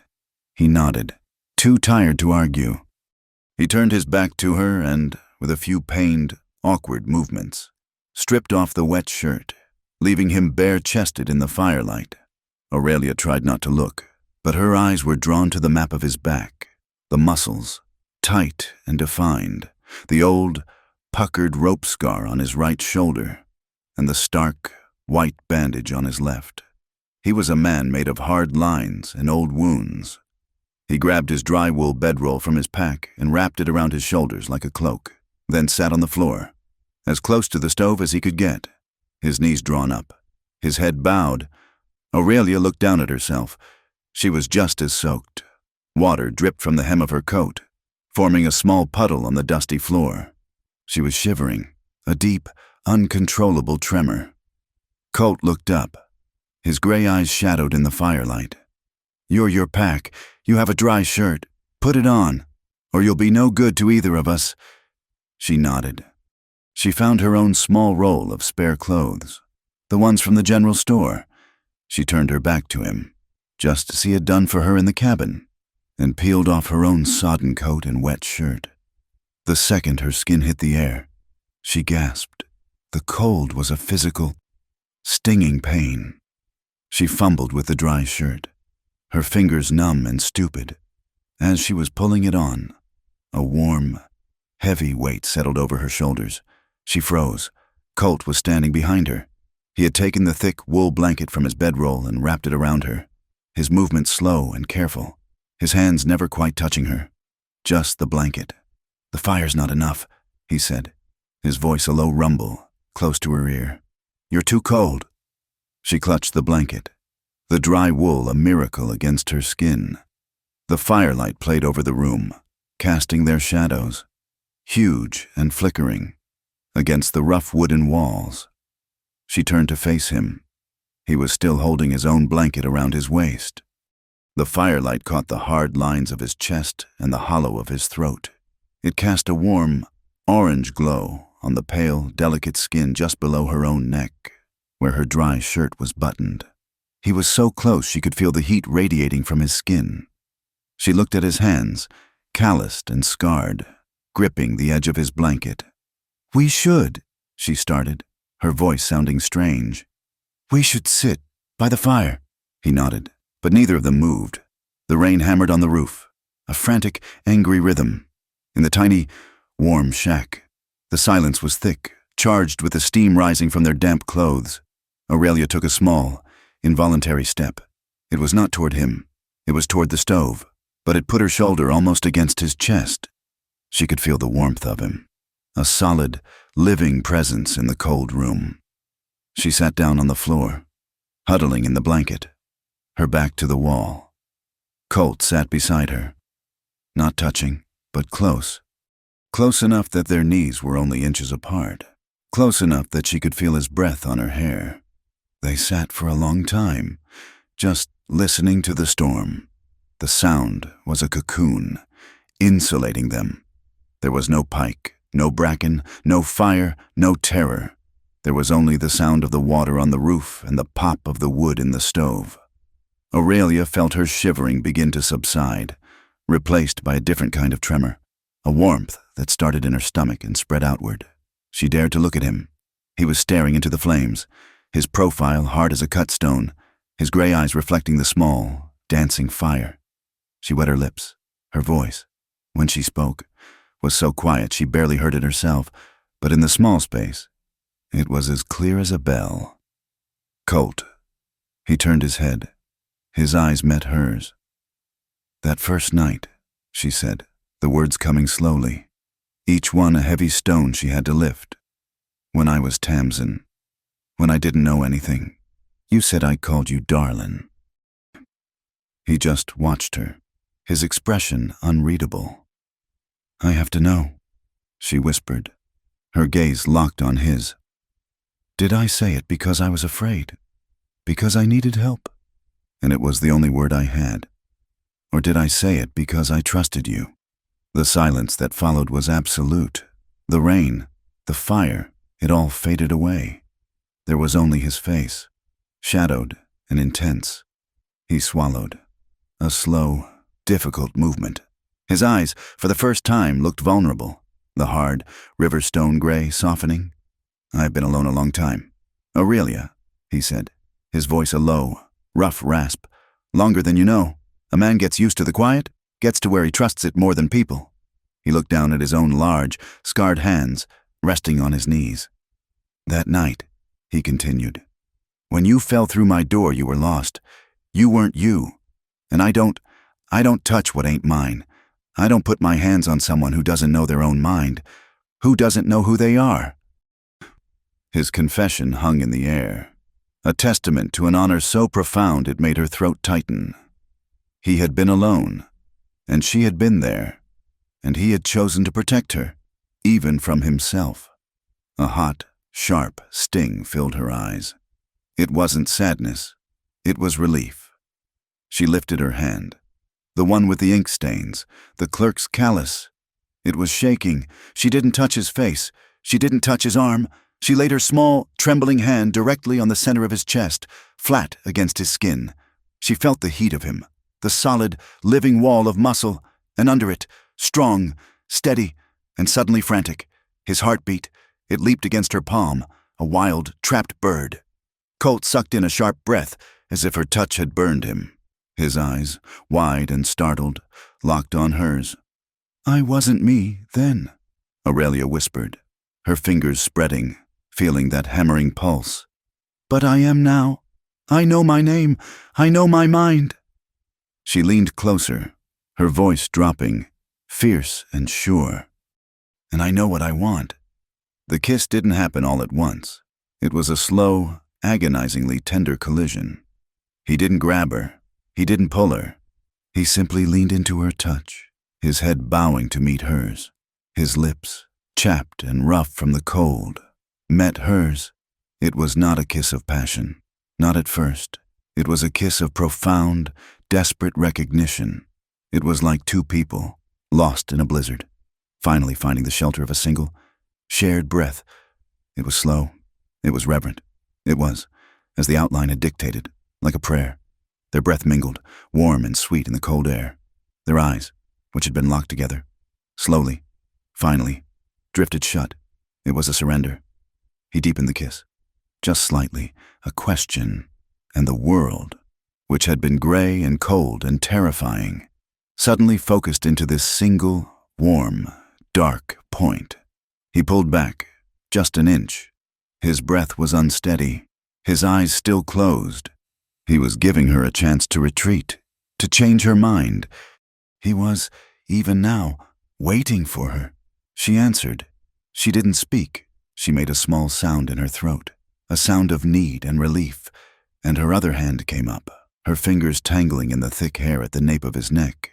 She didn't push him away. She anchored him. She pulled him closer. That was all the answer he needed. This time, the kiss was different. It was deeper, firmer, a long, slow exploration. It was a promise. His arms, which had been braced against the floor, came around her, pulling her from her blanket and into his, wrapping her tightly against his warm, bare chest. She gasped at the sudden, shocking, wonderful contact of her skin against his. He held her, his grip strong, his mouth moving over hers, and it was everything.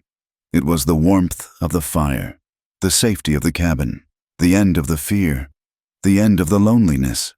His hand, the large, rough one, came up to cup her jaw, his thumb stroking her cheekbone, as if memorizing her face. He kissed her again, and then again, long, slow, drowning kisses that left her breathless. She clung to him, her hands moving from his neck to his broad, powerful shoulders, feeling the tension, the strength, the old, puckered scar.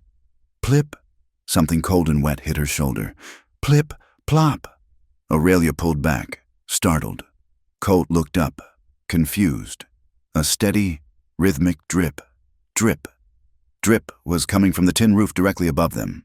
A small puddle was forming on the floor where they sat. One cold drop landed directly on Colt's bare shoulder. He looked at the drip. He looked at her. A small, rusty, impossible sound rumbled in his chest. A sound she had never heard. He was laughing. It was a low, quiet chuckle, surprised and relieved.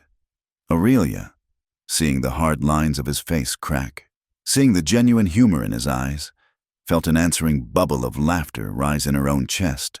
She laughed, a real, breathless laugh.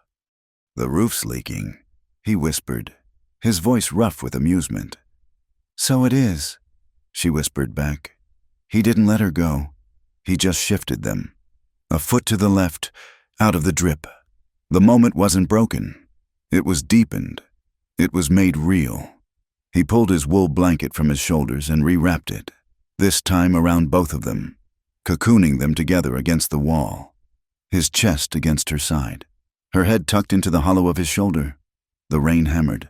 The fire popped. The roof dripped. They sat in the warm darkness. "Those dry fields," he whispered, his voice a low rumble against her ear. "The ones in the valley. They're mine. I sit on that porch and I watch the dust rise. I forget what it's like. To talk. To just sit." She understood. The loneliness he carried. It was as real as his shoulder wound, and it ran just as deep. "When I woke up," she whispered, her voice muffled against his skin. "In your bed. The worst part, it wasn't the pain. It was the void, the not knowing. It was like being erased, like I had never existed." She clutched his arm.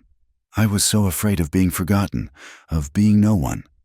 He tightened his grip, his hand moving to her back, stroking it in a slow, comforting, gentle circle, a gesture of pure, quiet protection. She lifted her head, tilting it back so she could see his face in the firelight. His gray eyes were soft, unguarded. "If I was someone else, before," she said, her voice clear and strong. "If I was Tamsin Vale, or even the Aurelia Finch who ran from the fire, I don't know her, not all of her." She raised her hand, her ink-stained fingers, and laid it on his rough, bearded cheek. "But this woman," she said, "right here, in this room, this me, she knows exactly who she is, and she is the one who is choosing." He leaned his forehead against hers, his eyes closing. He didn't speak. He just breathed.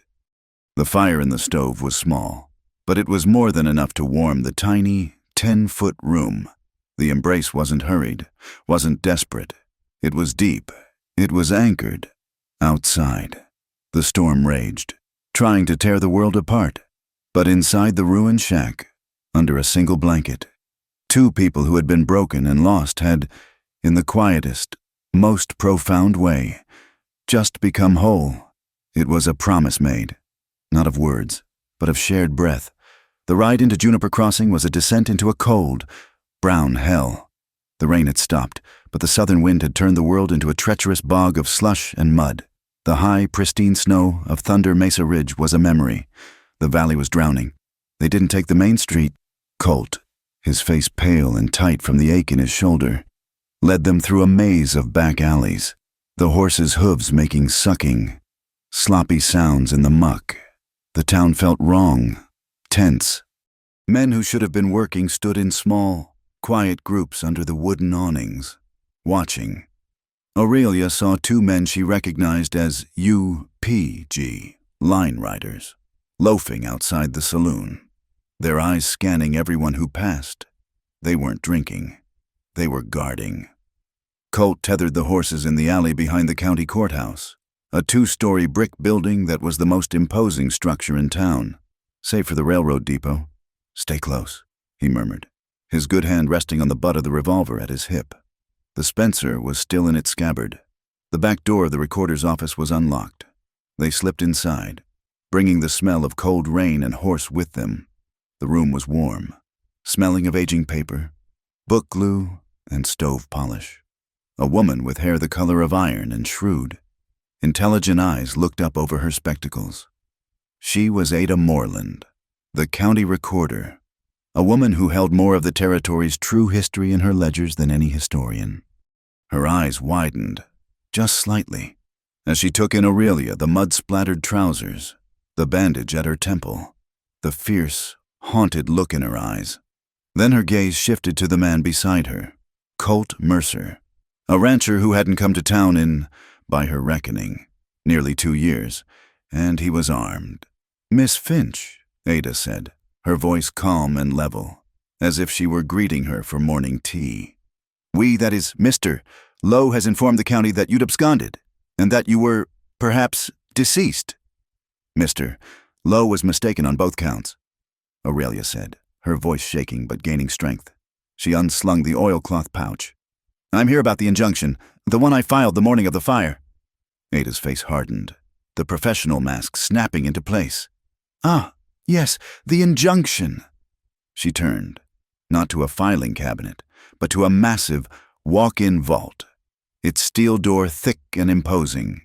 She spun the combination, pulled the heavy door open, and disappeared inside. She returned with a single, slim file. An injunction against all land and water right transfers pertaining to Township 21 North, Range 4 West, Section 12. She recited from memory, citing pending audit of significant discrepancies. She opened the file and pulled out a single sheet. It froze Mr. Lowe's entire acquisition of the Coyote Fork headwaters. He is displeased. She looked at the bottom of the page. And this is your signature. Aurelia Finch, Guild Auditor. She looked up, her gaze sharp. It is your signature, is it not? It is, Aurelia said. And you stand by it. I do, and I have the proof. She laid the half-burned map tube on Ada's desk. Before Ada could inspect it, the back door creaked open again. All three of them tensed. Colt's hand snapped to his revolver. It was Mabel Oakes, her wool shawl pulled tight, her face pinched with worry. Thank heavens, she breathed, rushing in and bolting the door behind her. I saw you ride in. I had to. Oh, child, you look half drowned. What is it, Mabel? Ada asked, her voice sharp. What's happening out there? It's Lowe, Mabel whispered, wringing her hands. He's gone mad. He's been at Judge Harlan's chambers all morning, trying to get your injunction voided. She pointed at Aurelia. He's claiming filer's flight, saying you're a criminal, that the injunction was filed in bad faith by a thief named Dahlia Crane. Colt's shoulders tightened. And Pike, the detective. That's the part that makes no sense, Mabel said, leaning closer. Evan Pike hasn't arrested a soul. He's been in my store, twice, buying tobacco, asking questions, not about a thief. He's been asking about railroad shipping manifests, about the cost of creosote, and that pin he wears. Mabel looked around, as if the walls had ears. My nephew works the telegraph office. He sent a wire to a friend in Denver. That pin, the U-P-G pin, it's a fake, a good one, but a fake, Mr. Pike isn't from the railroad, and he's not a private detective. She took a deep breath. He's from the General Land Office. He's a federal surveyor, Mr. Mercer. He's here investigating the guild. Aurelia felt the floor tilt. The first twist. Pike, the man who had hunted her, named her, given her a deadline. But he called me Dahlia Crane. He threatened me. Don't you see, child? Mabel urged, grabbing her arm. He protected you. He didn't know who you were, or if you were alive after the fire, by painting you as a criminal on the run. He gave you a reason to stay hidden. He was trying to keep his star witness safe from Garrick Lowe until he could gather his own proof. Proof that Lowe is working hard to bury, Ada said, her voice grim. She tapped the file. Lowe's managed to get the hearing postponed by 48 hours. He's claiming he needs time to locate the missing records. But I heard from the clerk that 2 men on the county jury docket suddenly paid off their tabs at the saloon. In cash. He's buying time, and he's buying jurors. She paused. And that creature, Saul Bracken, he's vanished. Hasn't been seen since sunup yesterday, the day he paid you a visit. He's not gone, Colt said, his voice a low growl. He's covering tracks. He's out at the survey markers, or he's waiting in the shadows. Lowe is trapped, Ada said. He can't move on the land. He can't get his water, all because of this piece of paper. She held up the injunction. But he thinks he can beat it if he can prove you're a thief. He just doesn't know how deep this really goes. Ada turned and went back into the vault. She returned with another, older document, a single, folded letter. This, she said, is what brought Mr. Pike here in the first place. It arrived 2 months ago, forwarded from the territorial governor's office. She handed it to Aurelia. It was a formal complaint. It was meticulously detailed, outlining suspicions of falsified surveys, shell company acquisitions, and water right fraud, all originating from the Juniper Crossing office of the UPG. Aurelia read the clean, sharp script, her own heart hammering. She read the final paragraph. A plea for an independent federal audit before the valley's water was stolen by corporate interests. And at the bottom, the signature. Strong and clear Aurelia Finch. She sank onto a wooden stool, the papers shaking in her hand. I did this. Before the audit. Before the fire. I wrote to the governor. She had been building this case for months. She hadn't just been an accountant who stumbled onto something. She had been the one who lit the first fuse. Colt watched her, a new, profound respect in his eyes. But his own mind was working, turning over a different, darker stone. He looked at Ada. Mrs. Moreland, he said, his voice quiet. My father, Silas Mercer. He homesteaded Section 12, but he went through hard times, the drought of 77. Ada's eyes softened. She knew what was coming. A lot of men did. Colt. Did he sell anything water rights in, say, 78 or 79? Ada didn't need the vault for that. She walked to a tall, dusty ledger on a high shelf, marked Deeds Transfers, 1875 to 1880. She pulled it down, the book thudding onto the counter, releasing a cloud of dust. She ran a practiced finger down the index. Mercer, Silas. She found the page. Her face was neutral. Yes, 1878. He sold secondary runoff and surplus aquifer rights. Colt's stomach clenched. To the Juniper Crossing Land Cattle Company. Lowe's Company. Aurelia whispered. The railroad bought it, assets and all. 2 years ago. Colt stepped forward, staring at the spidery, antique script, his father's signature. The language was deliberately vague, written by a railroad lawyer. Secondary runoff. What did that mean? Did it mean the creek in a flood? Or did it mean any water the railroad deemed surplus to the rancher's needs? The second twist, the gray morality. His entire claim, his father's sacred survey, was now compromised. His own family had, in a moment of desperation, given Lova the very loophole he needed. He wasn't just fighting a thief. He was fighting his own past. Aurelia watched the blood drain from his face. She saw the shame, the anger, and her own mind. Now sharp and clear, leapt to another conclusion. Ada, she said, her voice low. The fire. Garrick Lowe said it. He tried to kill me and destroy the master ledger. That is the accepted truth. Ada agreed. But, Aurelia hesitated, the terrible, cold logic forming. I knew the cellar was fireproof. That's where I kept my duplicates. That's where I sent Mabel for the key. Lawa, he's a bully, a brute. He's not subtle. He throws lamps. She looked from Ada to Colt, her eyes wide. But Pike is subtle. He's a federal surveyor. He faked an identity. He's been playing a long game, investigating Lova for months. Colt's head snapped up. What are you saying? I'm saying, Aurelia whispered. What if Loa tried to kill me? But what if Pike is the one who made sure the fire stuck? What if Pike lit the blaze, knowing the warehouse would burn, but the stone cellar would protect the real evidence? He frames Lowe for arson. He smokes me out, and he turns me into Dahlia Crane, the fugitive witness he can protect by hunting. He didn't just save his witness. He preserved his case and eliminated his enemy in one clean, terrible move. The room was deathly quiet. The morality of it was suffocating. Pike, their supposed ally, might be the coldest, most ruthless player of all. Ada Moreland slammed the heavy ledger shut. The thud was a gavel strike, shattering the toxic speculation. It doesn't matter, she said, her voice like iron. A courtroom. Miss Finch is a swamp.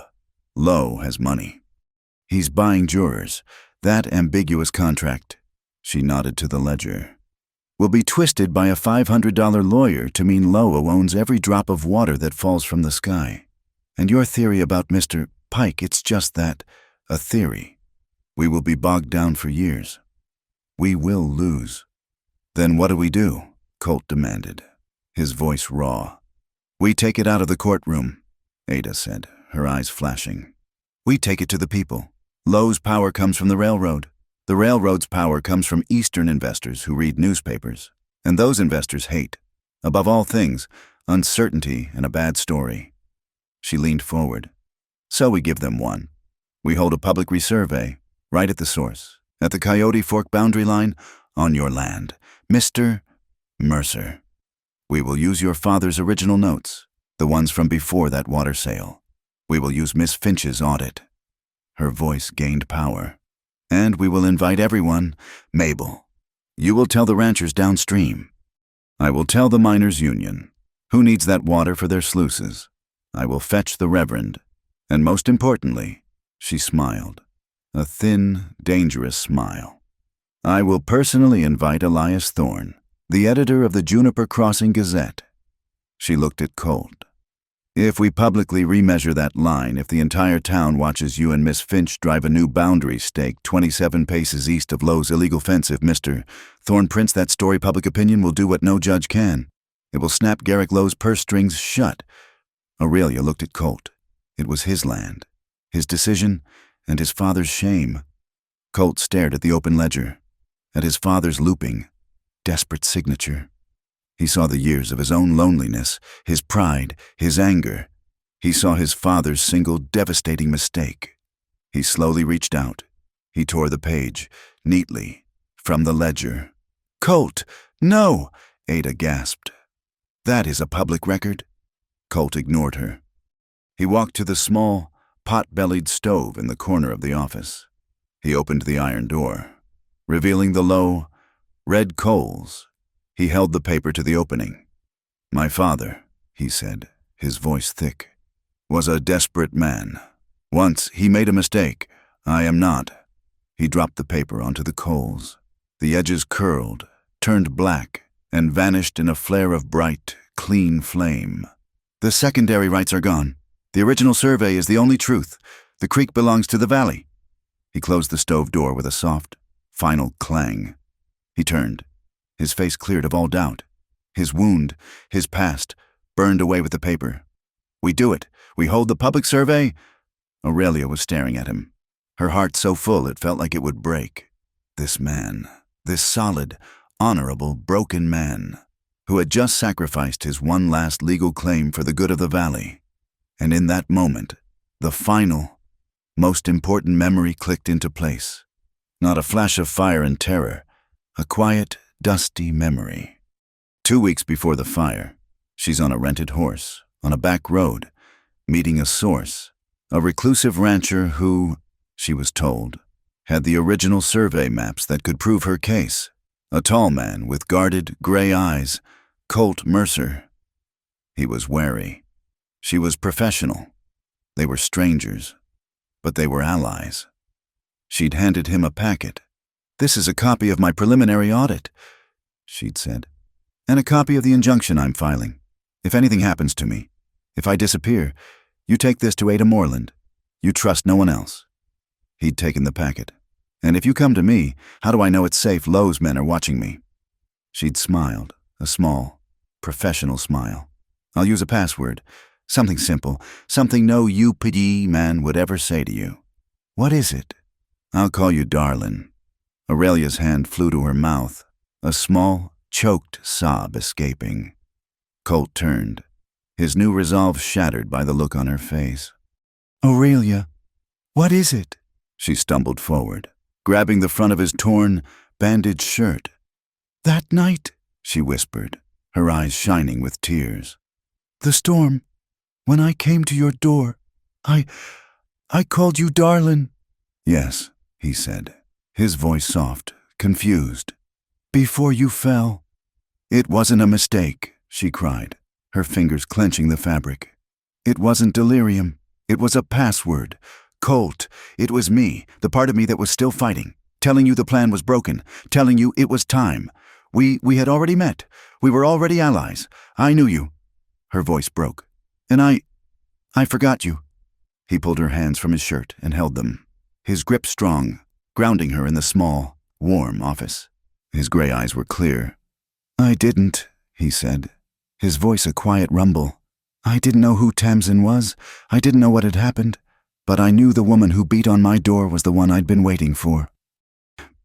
Well, Ada Moreland said, her voice sharp, though her eyes were suspiciously bright. This is all monumentally romantic, but it doesn't change the facts. We have a survey to plan. They broke apart. The new, older, truer bond settled between them. The plan was set. Mabel, Ada commanded. You spread the word. Every rancher, every farmer who's lost water. I'm on it, Mabel said, her face grim with purpose. Ada said, will go to the Gazette, and I will personally serve Mr. Garrick Lowe with a notice of public review. He'll be legally compelled to attend. Colt looked at Aurelia. When? Ada looked at the grandfather clock ticking in the corner. Not tomorrow. Today. Pike gave you 48 hours. That ends this afternoon. We'll give Mr. Lowe less time to plan. She straightened her spectacles. High noon, when the church bell strikes 12.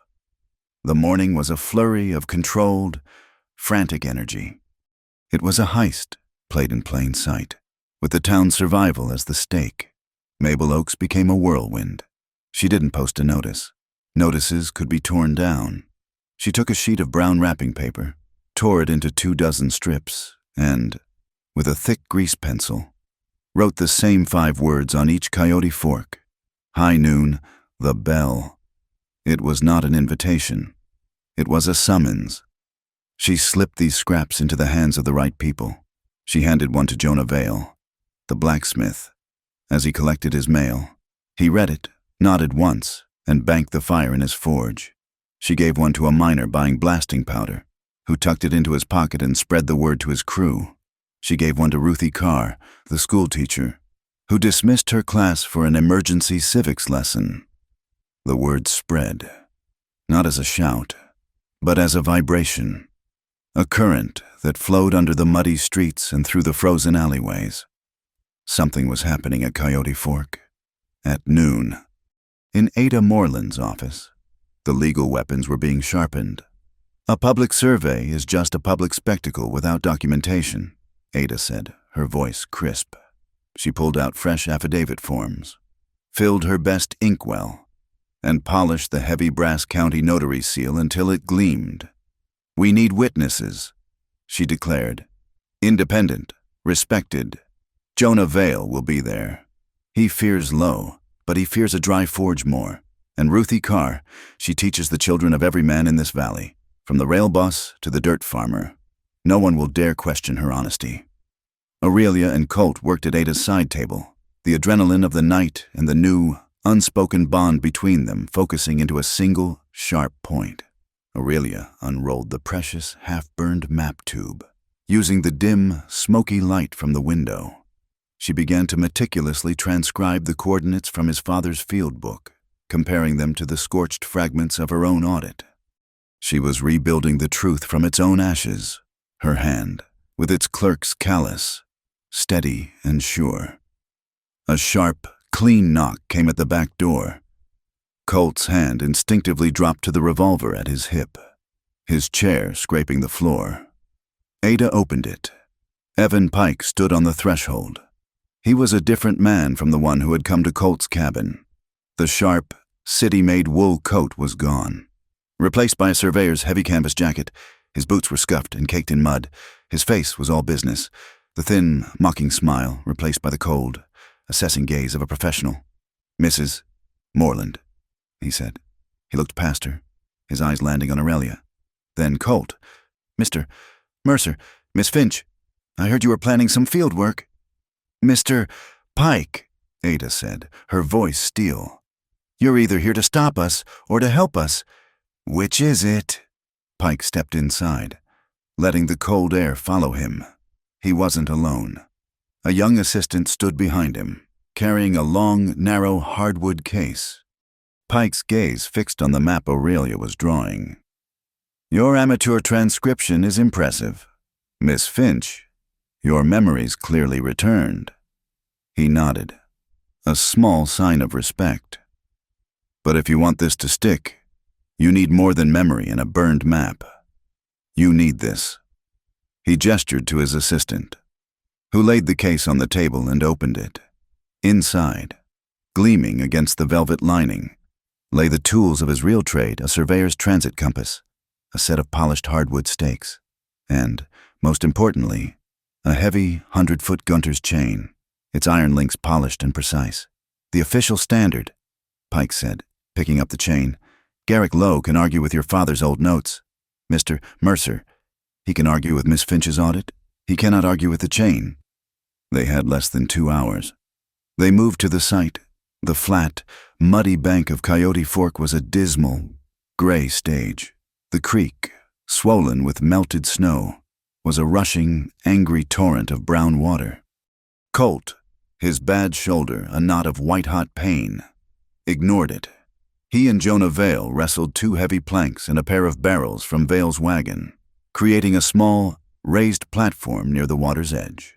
Aurelia, using a pot of black paint and a brush, lettered a sign on a piece of clean pine. The letters were stark, bold, and perfectly formed. Original boundary. Township 21 North. Range 4 West. Section 12. Colt took the sign. With his good arm, he hammered the posts into the soggy earth. It was a flag. It was a declaration of war. And the people came. They came in 2s and 3s, then in dozens. They drifted in from the fields and down from the hills. Farmers in worn denim, their faces lined with the worry of the drought Lowe intended to make permanent.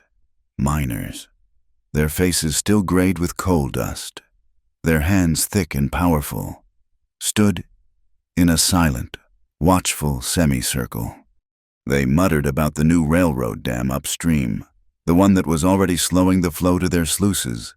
It was a cold, quiet, muddy crowd. They weren't here for a party. They were here for a reckoning. At 10 minutes till noon, Garrick Lowe arrived. He came in his fine, pinstriped buggy, the one with the bright yellow wheels that marked him as a man of the company. Beside him sat his lawyer, a thin, pale man from Denver clutching a polished leather briefcase. When Lowe saw the crowd, the platform, the sign, and, most damningly, Evan Pike standing there with his Gunter's chain, his face turned a deep, mottled purple. "What in blazes is this?" Lowe roared, climbing down, his fine boots sinking into the mud. "This is a circus. This is illegal. I demand this assembly disperse." His lawyer, Mr. Harris, stepped forward, holding his briefcase like a shield. "I am ordering you, in the name of the territorial court, to cease and desist. This is public harassment of my client. This is libel. This is a public inquiry, Mr. Harris." Ada Moreland's voice. She stood on the small platform, her hands clasped. She was not loud, but her voice cut through the murmuring crowd like a blade. "Under Territorial Statute 301, she continued, all original survey maps, field notes, and boundary markers pertaining to public land grants are, in fact, public records, and any citizen, upon filing a formal grievance," she held up Aurelia's injunction, "the paper snapping in the wind, has the right to publicly verify said records." She looked at Lowe, her eyes cold. "Which is precisely what we are doing. You are, of course, welcome to stay and observe. Mr. Lowe, in fact," she smiled, that thin, dangerous smile. "We insist." Lowe was trapped. His lawyer sputtered, but he was legally neutered. To leave would be an admission of guilt. To stay was to watch his empire be dismantled, link by link. He stood by his buggy, his hands clenched at his sides, his face a mask of pure, impotent fury. The world went quiet. The only sound was the rushing of the brown creek and the wind in the aspens. And then, from the town, faint but clear, the church bell began to toll. Bong! Pike looked at the sun, just visible behind the high, gray clouds. "High noon! Bong! Let's begin," Pike said. He drove the first iron pin into the ground at the established baseline marker. He handed one brass handle of the Gunter's chain to his assistant. "Read the bearing, Miss Finch." Aurelia stepped forward, her father's field book in her hand. Her voice was shaking, but it was clear. "North, 2 degrees west. Bong, north, 2 degrees west." Pike confirmed, sighting his compass. Pull the chain. Mr. Mercer. Colt and Jonah Vale took the other end of the heavy iron chain. They pulled it taut, the 100 links stretching over the mud in a perfect straight line. "Read," Pike commanded. "One chain," Colt yelled back. They moved. Pike and his assistant advanced, replanted the pins, and the chain was pulled taut again. Each clang of the hammer on the iron stakes was like a nail in Lowe's coffin. The crowd was silent, their eyes moving from the chain to Lowe, to the map. They moved. Chain by chain. 10 chains, 20. They passed the sagging, illegal fence line that Lowe had erected. 25 chains. 26 chains. They pulled the chain one last time. It snapped taut. Pike drove the final hardwood stake into the mud. He checked his compass. He looked at the notes. He looked at the creek. And he stood back. "We are," Pike announced, his voice ringing in the cold, damp air. "At the final marker." The crowd surged forward, a low, collective groan rising from them. The new, official, hardwood stake was a full 27 paces east of Lowe's fence. It was on the far side of the creek. The entire waterway, the lifeblood of the valley, was on the community's side of the line. A sound rippled through the crowd, a low, angry growl. "He stole it. The thief. 27 paces, he stole 27 paces from us. And here is the proof of that theft." Aurelia's voice, high and clear. She climbed onto the platform. She held up the blackened, dented brass map tube for all to see. "This is the duplicate survey from the county vault. The one Mr. Garrick Lowe's fire failed to destroy." She unrolled the scorched, water-stained parchment. The top was burned away, but the bottom half was legible, the blue ink of the creek still vivid. "This is the official 1872 survey map of this very fork, filed by Silas Mercer and verified by the county and what?" She pointed, her finger trembling. "Do we see right here, in the corner?" Elias Thorne, the editor of the Gazette, pushed forward, his spectacles fogging. He squinted. "My word," he breathed, loud enough for the first 3 rows to hear. "It's the county seal, the old one, from Recorder Blevins. It's an official, notarized copy." "A copy," Aurelia declared, her voice ringing with the cold fury of her stolen memory. "That shows the boundary line exactly where we stand. A copy that was illegally altered in the new railroad ledger. He didn't just move a fence, he falsified a public trust." The crowd was astorm, ready to break. Men were looking at Lowe, their hands clenching. It was turning ugly. "Wait," Colt's voice. It boomed, a sound of pure command. He stepped onto the platform, his bandaged shoulder and torn shirt stark in the gray light. The crowd, his neighbors, silenced for him. He looked, not at Lowe, but at the farmers and the miners. "There's been talk," he said, his voice raw. "About my father, about a sale, about a piece of paper he might have signed." A murmur of assent. They had all heard the rumors of the water sale. "My father was a desperate man." "Once," Colt said, his voice thick. "He may have signed a bad paper. He may have made a mistake. I don't know. He kicked the new hardwood survey stake. But I know this. This is the true line. And as the owner of Section 12, I'm telling all of you." He took a deep breath. "The water isn't mine. It's ours. The creek belongs to the community." There was a beat of stunned, profound silence. The sacrifice, the public admission, was staggering. Then, Jonah Vale, the blacksmith, a man of few words, took off his hat, and he cheered. It was a roar. The tension didn't break into violence. It broke into a wave of thunderous, grateful relief.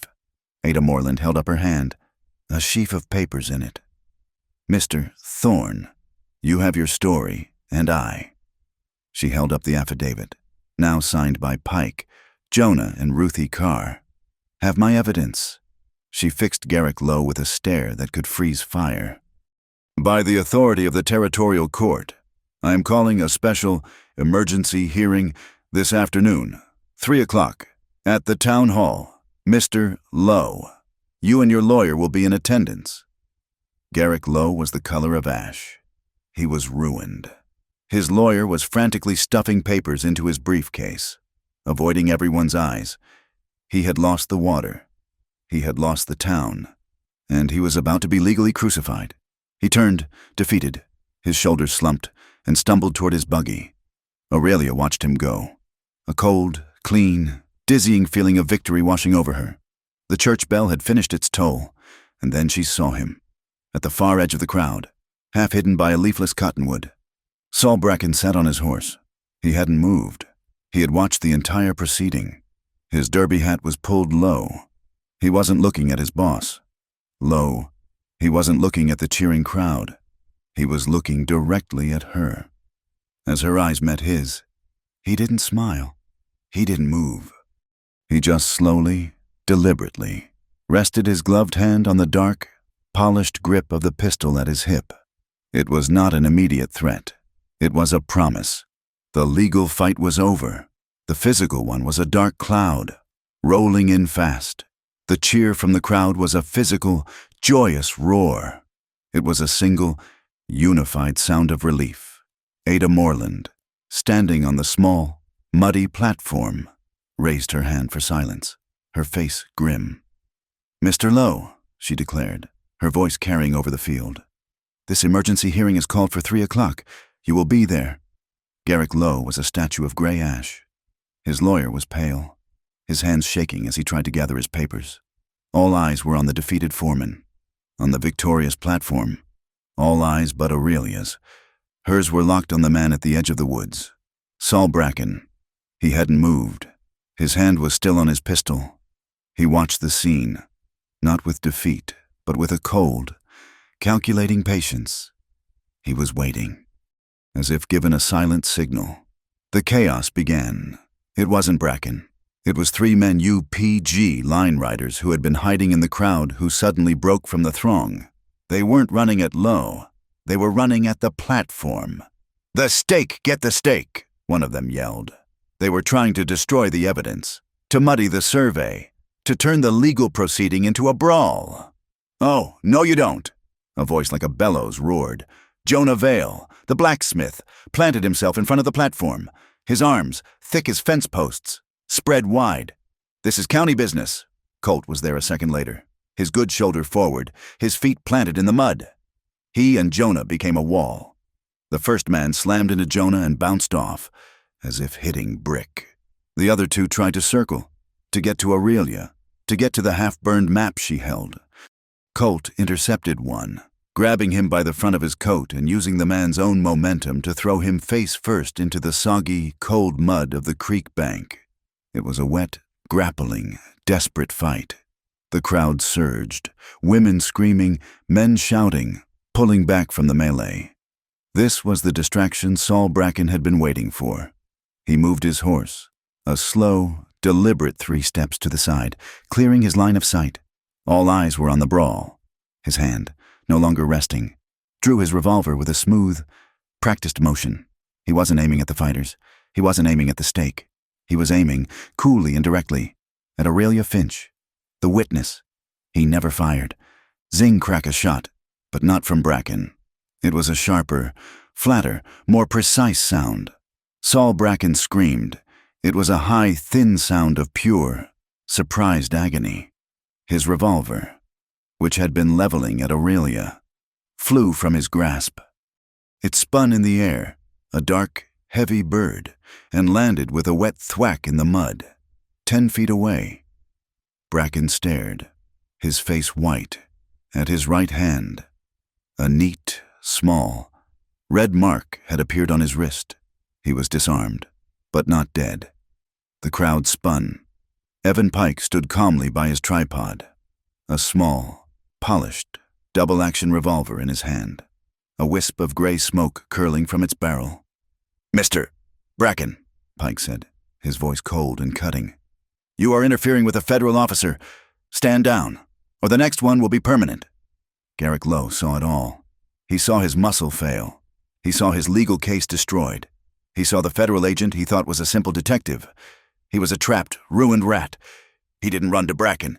He didn't run to the fight. He ran to his buggy. He scrambled in, grabbing the reins and lashing his horse with the whip. The buggy's wheels spun, spraying mud over the crowd, and then it leaped forward, clattering down the rough track. "He's running!" someone shouted. "Let him go! He's finished!" "No!" Aurelia screamed. She pointed. In the back of the speeding buggy sat a small, black, metal document box. The ledgers, the real ones. "He's going to destroy the last of the proof." She didn't wait. She ran, hiking her soaked skirts, toward the alley where her horse was still tethered. She ripped the reins free, her hands that knew the bowline making short work of the knot. She didn't use the stirrup. She grabbed a handful of mane, planted her foot, and vaulted onto the horse's back, kicking it into a gallop.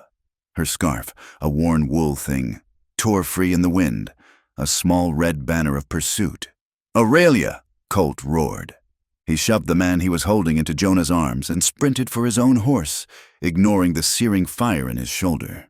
He swung into the saddle, his face a mask of grim determination, and galloped after her. The chase was short and desperate.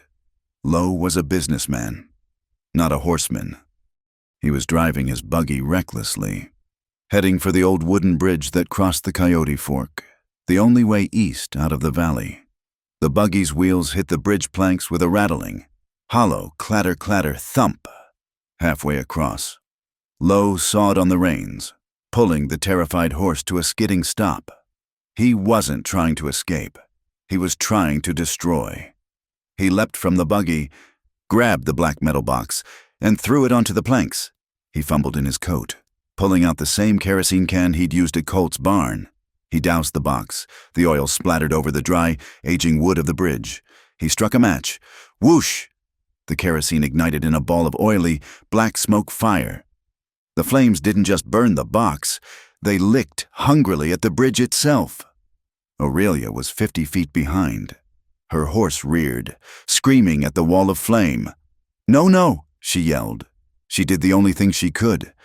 She slid from the saddle while the horse was still moving, hitting the ground running. She didn't slow. She ran directly at the fire. Lowe, his face a mask of insane, cornered terror, turned. He saw her coming. "You!" he shrieked. "You witch!" She didn't stop. She didn't try to hit him. She ran, leaped, and kicked. Her sturdy boot connected, not with Lowe, but with the burning metal box. It was a perfect, desperate strike. The box flew from the heart of the fire, skidding across the planks, its latch breaking from the impact. The lid burst open. A cloud of white paper, singed and burning at the edges, exploded into the air. They flew, spinning and catching the wind. A flock of panicked white birds against the gray sky, scattering across the bridge. Aurelia Colt was off his horse, running, low, seeing his last secrets scattered, his ruin complete, turned on her. His face was a contortion of pure hate. "You've ruined me," he screamed. "I'll take you with me." He lunged, grabbing her by the coat, and shoved her, hard, toward the one section of the bridge where the railing had rotted away, toward the churning, icy brown water 20 feet below. Aurelia screamed, her boot heels sliding on the wet, burning planks. Her balance was gone. She was falling. "No!" Colt roared. He hit Garrick Lowe like a freight train. The impact was a solid, sickening thud. He didn't use his fist. He used his one good shoulder, a pure, driving tackle that tore Aurelia from Lowe's grasp and slammed all three of them into the main bridge support. Crack! The sound was not a gunshot. It was the sound of old, strained, fire-kissed wood giving way. The main anchor post snapped. The bridge groaned. A low, tearing sound, and visibly sagged to the left, dipping dangerously toward the creek. They were all on the deck, a tangled heap of limbs. "The bridge, it's going!" The crowd had arrived, a wave of humanity, running from the field. Ada Moreland was in the lead, her face a mask of determination. Jonah Vale was right with her, and behind them, a young woman, Lena, a kitchen hand from the hotel, who had been bringing a bucket of water to the horses.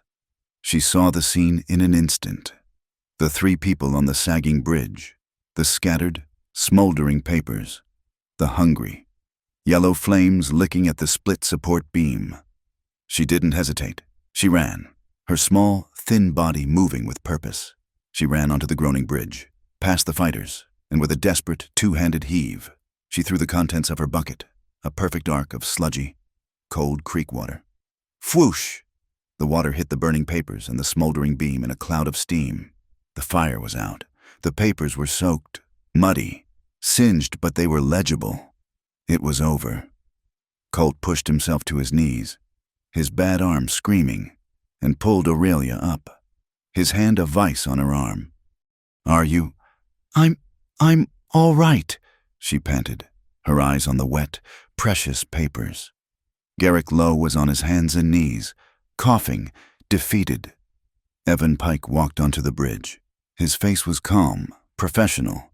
He held the open, figure-8 iron cuffs in his hand. Lowe looked up. He saw Pike. He saw the cuffs. He saw Aurelia, standing beside Colt, alive. His eyes, which had been wild with terror, went dead. He was a ruined man, and he knew it. Then, that deadness flickered, replaced by one last, reptilian spark of hate. His hand, the one with the grooved gold ring, darted inside his fine wool coat. He was reaching for a pocket, for a last, hidden weapon. "Colt!" Aurelia screamed, but it was Bristle, the old hound, who had followed Colt all the way from the ranch, who saw the tiny, furtive movement. Bark. The dog's warning was sharp, sudden. Lowe was pulling a small, silver-plated derringer from his vest. He never got to aim it. Pike moved. He didn't draw his gun. He took 2 steps and brought his heavy boot heel down, hard, on Lowe's wrist. A small, wet snap was audible over the rushing creek. Lowe screamed, a high, thin sound, as the derringer flew from his numb fingers and splashed into the water below. Pike hauled him to his feet, spun him, and wrenched his arms behind his back. The iron cuffs clicked shut, tight, over the man's fine, silk shirt sleeves. Just above the grooved, golden ring. "Garrick Lowe," Pike said, his voice flat and devoid of all emotion. "You are under arrest by authority of the United States General Land Office for land fraud, mail fraud, conspiracy, arson, and attempted murder." The thud of a heavy wooden gavel echoed. The scene changed. The cold, wet, muddy bridge vanished. They were in the town hall. It was packed, hot, and smelled of wet wool and lamp oil. Every seat was taken. Men stood 3 deep along the walls. Ada Moreland stood at the front, not as a recorder, but as the acting justice of the peace. "This emergency territorial hearing is now in session," she declared. "The provisional jury will hear the testimony and advise on the civil matter of the Section 12 boundary. Call Aurelia Finch." Aurelia walked to the front. She was still in her damp, muddy clothes, her hair wild, a smudge of soot on her cheek. Her voice, when she spoke, did not tremble. She told them everything. She told them about her real name, about the audit, about discovering the falsified entries. She told them about the confrontation with Lova in the warehouse. "He told me I would burn with it," she said, her clear voice silencing the room. She told them of the attack in the dark, the rope burn on her wrist, the loss of her memory. She told them of finding Colt, of piecing together the truth, of the burned map and the original survey. She laid the scorched, waterlogged, and muddy papers from Lowe's document box on the table. "These," she said, "are the real ledgers. The ones he tried to burn, twice. They show the illegal payments. They show the conspiracy. He didn't just try to steal your water. He tried to murder me to cover it up." The room was a tomb. "Call Colt Mercer." Colt stood, his arm now in a proper sling Jonah Vale had made from a saddle strap. He placed his father's original survey map on the table. "This," he said, his voice a low rumble, "is my father's map. It's the truth." He paused and took a deep, ragged breath. "You all heard the rumors about my family, about a water sale. This morning those rumors were proven true. I found the document." A low murmur, a sound of disappointment, swept the room. "It was a bad paper," Colt said, his voice thick, silencing them. "Signed in a hard time, a piece of paper that gave Garrick Lowe the loophole he needed. I destroyed it." A gasp. "I will not," Colt said, his voice ringing with a fierce, quiet honesty. Have my father's mistake poisoned this valley? I am not my father's past. I stand here as the owner of Section 12, and I renounce any claim that paper ever gave me. I ask this jury to nullify it, and to affirm the original 1872 line, the water belongs to the valley." The silence that followed was profound. It was the sound of a community stunned by an act of true, public sacrifice. Ada Moreland turned to the jury, Jonah, Ruthie Carr, and 3 other ranchers. "Gentlemen, your finding." Jonah Vale stood, his muddy hands clasped behind his back. "We find," he said, his voice booming, "that the original 1872 survey is the true and legal line. All other claims, sales, or transfers are hereby null and void.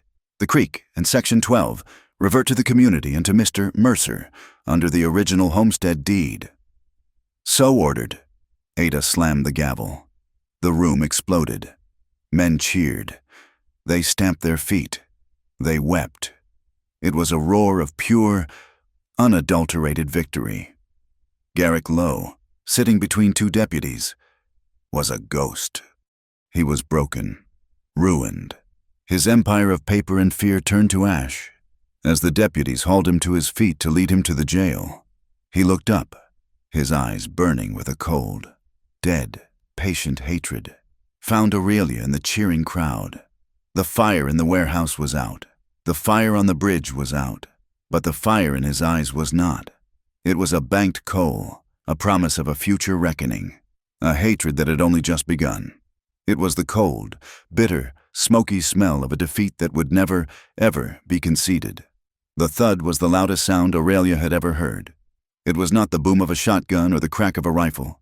It was the sound of Ada Moreland's heavy, brass notary seal striking the affidavit. Thwack! A sound of absolute, legal, irreversible finality. She had pressed the seal onto a splotch of hot, scarlet-red wax, right next to Jonah Vale's smudged, inky thumbprint.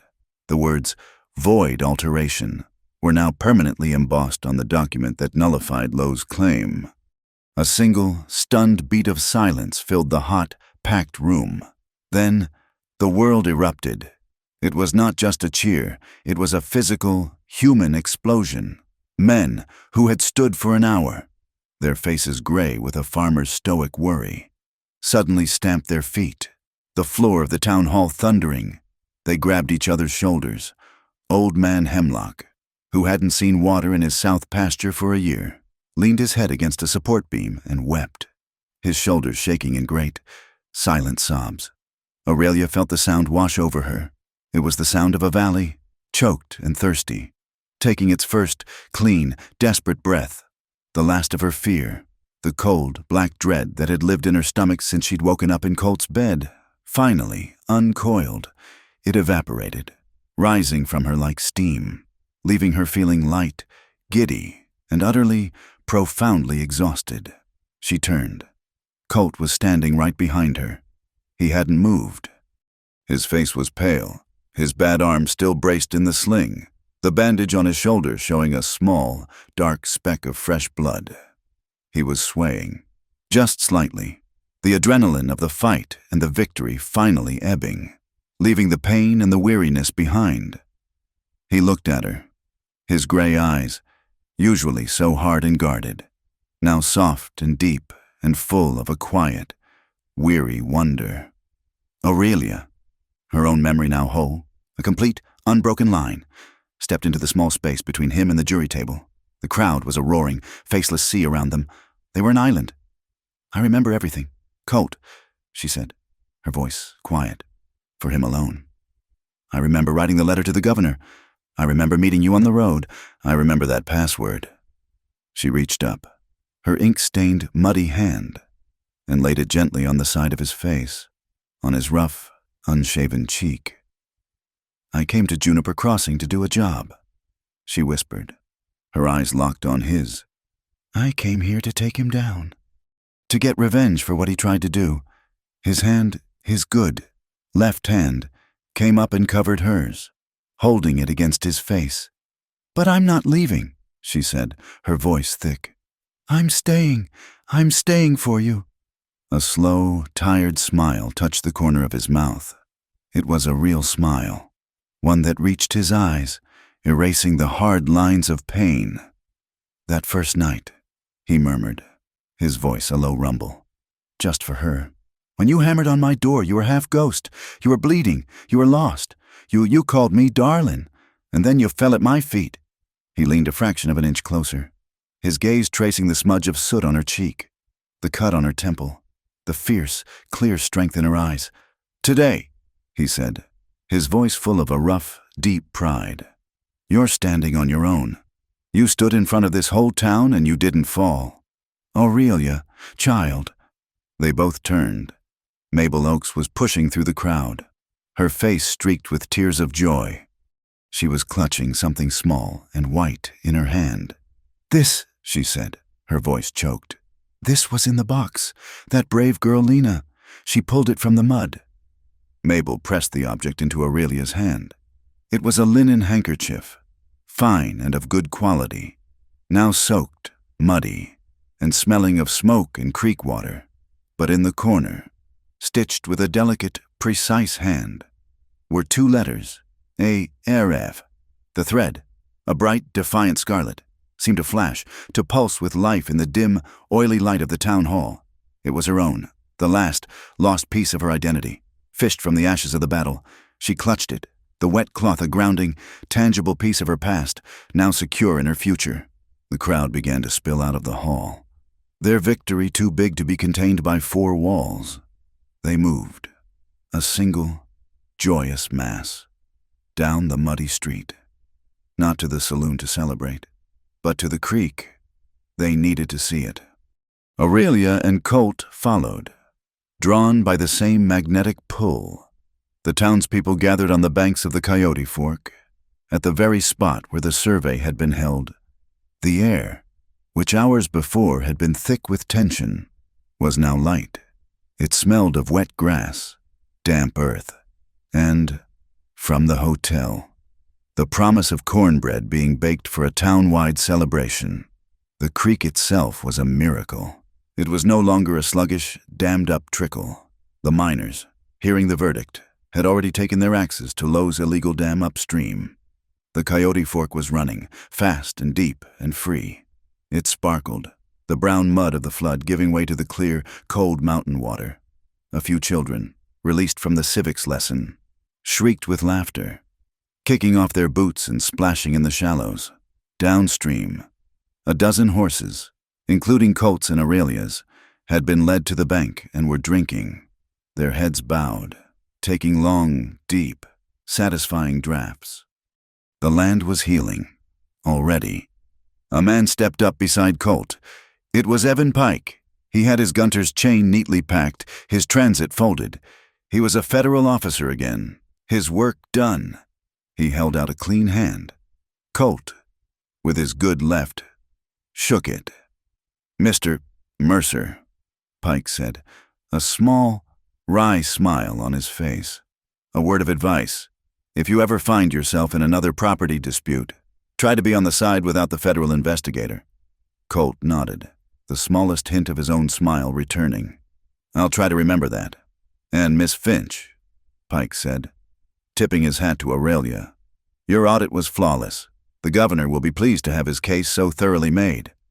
He looked at the celebrating town, the angry farmers now slapping each other on the back.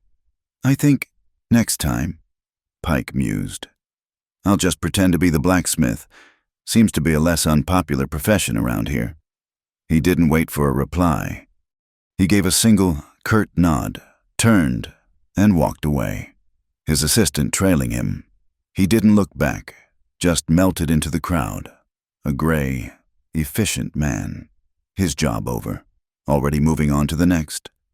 Colt and Aurelia stood by the new, sturdy, wooden handrail that Jonah Vale had already begun to erect at the damaged bridge. They watched the water flow. They watched the people. Colt let out a long, slow breath, a sound that seemed to carry years of loneliness with it. Aurelia slipped her hand into his. His grip was strong, his fingers calloused, his hand warm. He looked at her. She looked at him. in the middle of the street, in front of the miners and the ranchers and the school teacher, with the whole town as their witness. He leaned in. He put his good arm around her, pulling her close, and kissed her. It was not the desperate, exploratory, hidden kiss from the logger's shack. It was a kiss that was short, solid, and complete. It was a public statement. It was a claim. It was the sealing of a new, unspoken deed. Bong. The church bell began to ring. A long, slow, pealing sound. Not of alarm, but of celebration. Of the day's end. As the sound rolled over the valley, Ada Moreland, holding the red-stamped verdict high like a banner, walked out of the town hall. Behind her, flanked by 2 deputies, came Garrick Lowe. His hands were cuffed behind his back. He was led down the center of the street, past the cheering neighbors he had tried to ruin, past the free-flowing creek he had tried to steal. His fine, polished, city boots, the ones that had never touched the land, were now so caked and heavy with the thick, black, honest mud of the valley. They seemed to be made of lead. He was a full stop, a story, finished. Colt watched him go, the last of the tension leaving his shoulders. He turned his gaze from his defeated enemy to the woman beside him. He looked at the setting sun, a blaze of orange and purple beginning to stain the high peaks of Thunder Mesa Ridge. He leaned in, his voice so soft, only she could hear it over the sound of the bell and the rushing water. "My house," he murmured, his breath warm on her ear. "Up in Mercer Hollow. It has plenty of empty rooms, and a good, solid hearth." He paused, his thumb gently stroking the back of her hand. "And a spot, a good, warm spot, right by the fire for someone who forgets the way." Aurelia felt a warmth spread through her chest that had nothing to do with the setting sun. She leaned her head against his good shoulder, a small, simple, anchoring motion. She was home. "Then tonight, Darlin," she whispered, the word no longer a password, but a promise. "We'll build a fire." A flock of starlings, startled by the bell, rose from the sycamore trees by the creek. A sudden, dark cloud against the orange sky. The sun dipped. The bell's last note faded. And the only sound left was the sound of the water, a rich, happy, endless blessing, flowing free in the dark. Thwack! Ada Moreland's seal hits the final water rights document. Aurelia's hand grips Colt's. The revenge is paid. The home is chosen. The screen goes dark, just as the last echo of the bell fades. Thank you so much for listening to our story. We'd love to know where you're listening from, so drop a comment below. Share your thoughts, and let's build this community together.